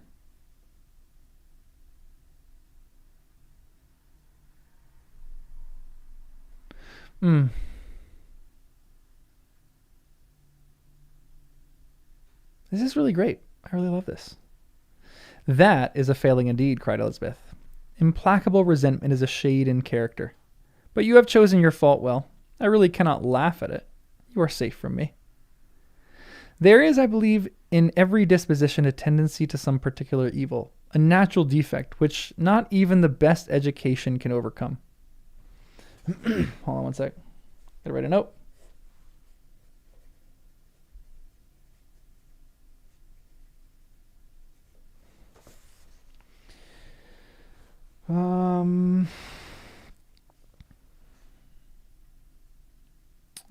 And your defect is a propensity to hate everybody.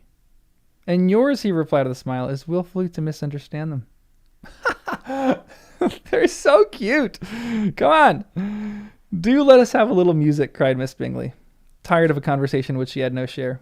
Louisa, will you not mind my waking Mr. Hurst? Her sister made not the smallest objection, and the pianoforte was opened, and Darcy, after a few moments' recollection, was not sorry for it. He began to feel the danger of paying Elizabeth too much attention. Interesting. He knows the game. He really knows his game. He's like, I can't show her too much affection yet, otherwise it's a little bit like too intense. I need to kind of like slowly reel her in. He's playing the long game right here.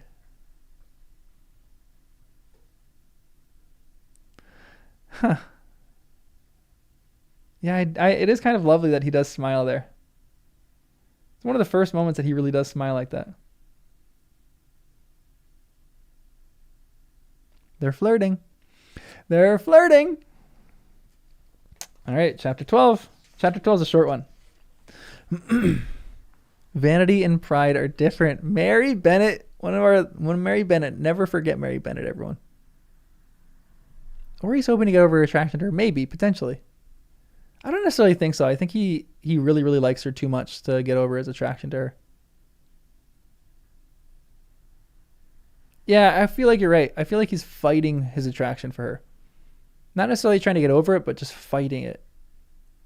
He's like, do I really, really want this? which maybe is to some extent fighting to get rid of it or trying to get over it. And honestly, there's like a little side note in I wonder if Darcy will when he meets Mr. and Mrs. Bennet will really reel at that, because like he's like, that's going to be my situation.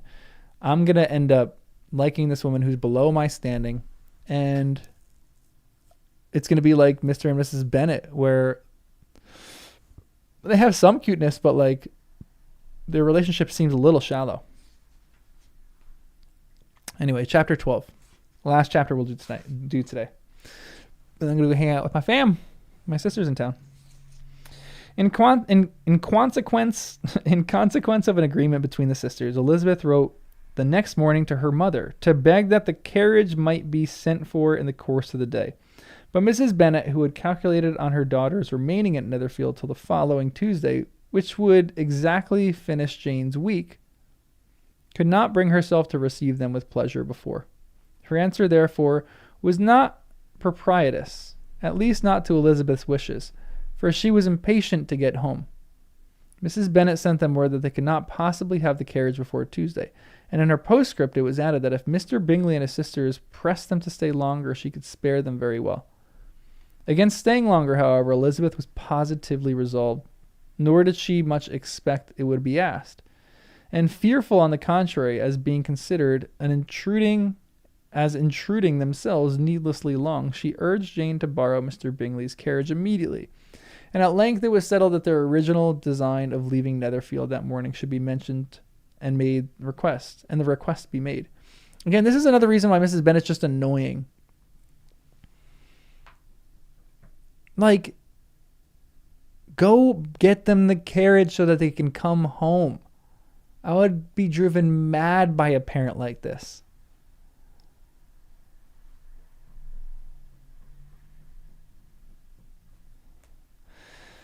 The communication excited many professions of concern, and enough was said of wishing them to stay at least till the following day to work on Jane, and till the morrow their going was deferred. Miss Bingley was then sorry that she had proposed the delay, for her jealousy and dislike of one sister much exceeded her affection for the other. The master of the house heard with real sorrow that they were to go so soon, and repeatedly tried to persuade Miss Bennet that it would not be safe for her, that she was not enough recovered. But Jane was firm where she felt herself to be right. Now, that might mess up a golden retriever there, where she's like, I'm going home. Maybe he's thinking in his mind, is she sick of me?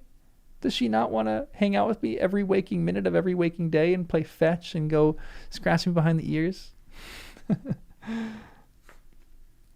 To Mr. Darcy, it was welcome intelligence. Elizabeth had been at Netherfield long enough. She attracted him more than he liked.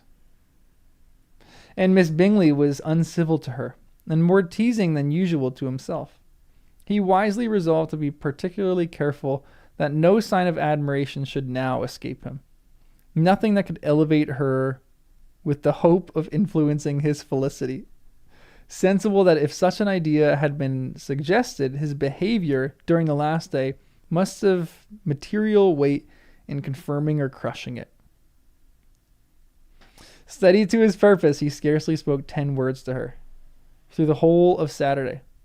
And though they were at one time left by themselves for a half an hour, he adhered most conscientiously to his book and would not even look at her. That's tough.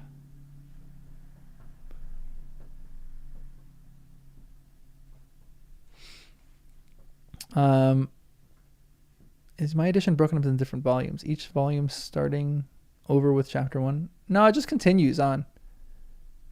Mine, right now we're on chapter 12. I don't think there's volumes. Maybe there is. That's chapter 29.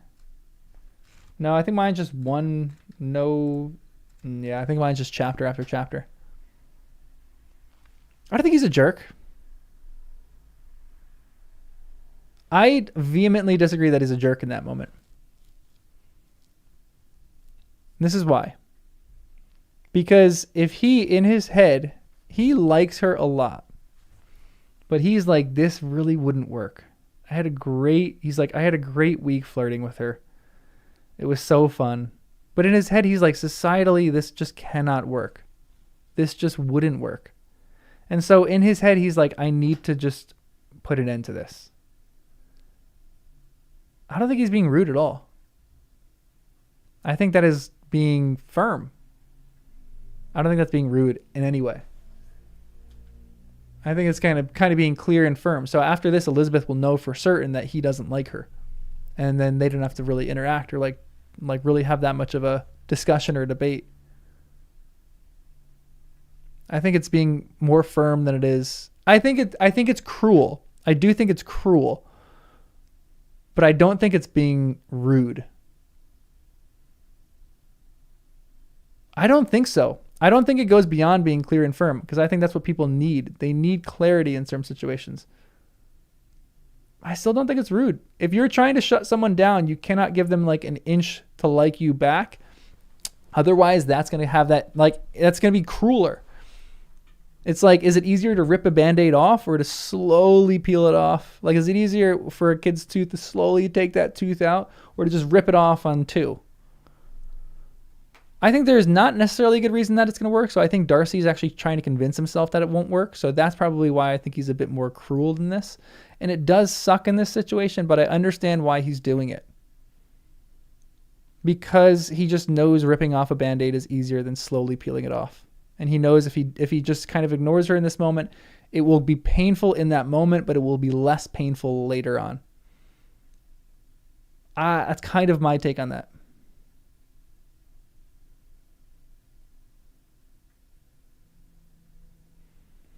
Maybe. I might be totally wrong on that. If anyone agrees with me, let me know. I don't think it's rude. I think it's, again, maybe a little cruel.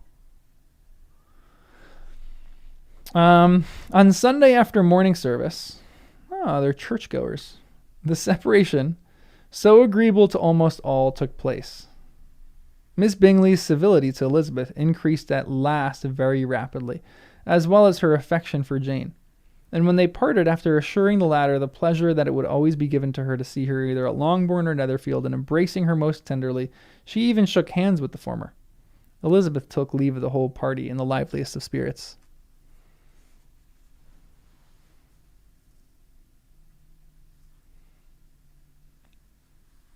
I don't think cruelty is necessarily rude.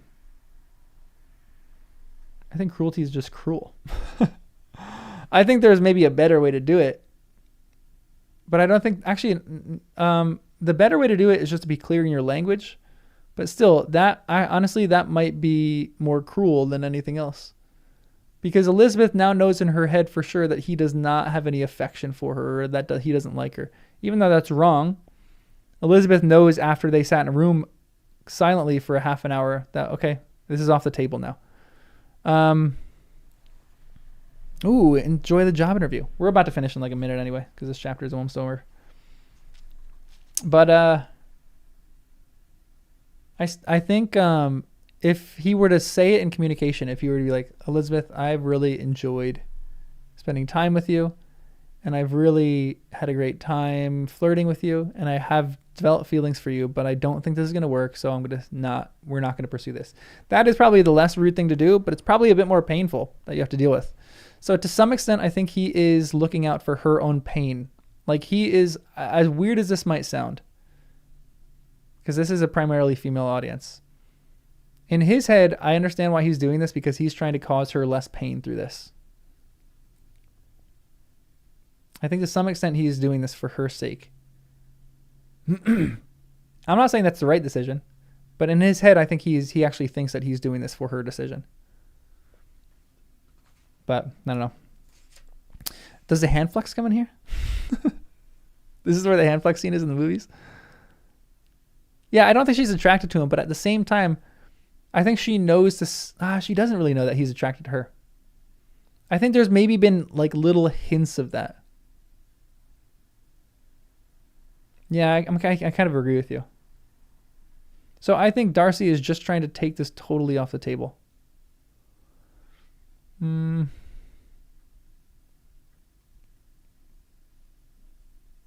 All right. Well, let me keep reading. Let me finish this chapter. They were not welcomed home very cordially by their mother. Gosh. Mrs. Bennet wondered at their coming and thought them very wrong to give so much trouble, and was sure Jane would have caught a cold again. But their father, though very laconic in his expression of pleasure, was really glad to see them. He had felt their importance to the family circle. The evening conversation, when they were all assembled, had lost much of its animation, and almost all its sense, by the absence of Jane and Elizabeth. They found Mary, as usual, deep in the study of thorough base and human nature, and had some new extracts to admire, and some new observations of threadbare morality to listen to. Catherine and Lydia had information for them of a different sort. Much had been done, and much had been said in the regiment since the preceding Wednesday. Several of the officers had dined lately with their uncle. A private had been flogged, and it had been actually hinted that Colonel Forster was going to be married. And there we are at the end of the chapter. Persuasion, good novel. C.S. Lewis liked it.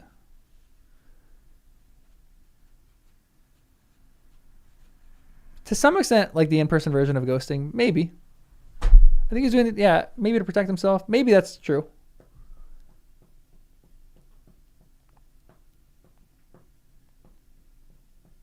But there's like a big misunderstanding. They just don't understand each other in that moment. They don't even understand their own emotions in that moment, to be honest. Just confusing times all around. Really great writing, though. Really enjoying this book. So I'm going to do a few more random essays about this. I think next reading will probably be maybe after Christmas. Maybe like Friday after Christmas or something.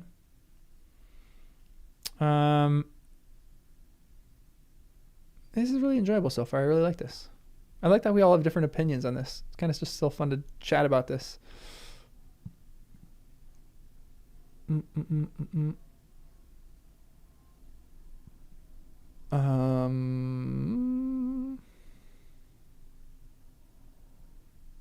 Sorry, I'm catching up on reading comments.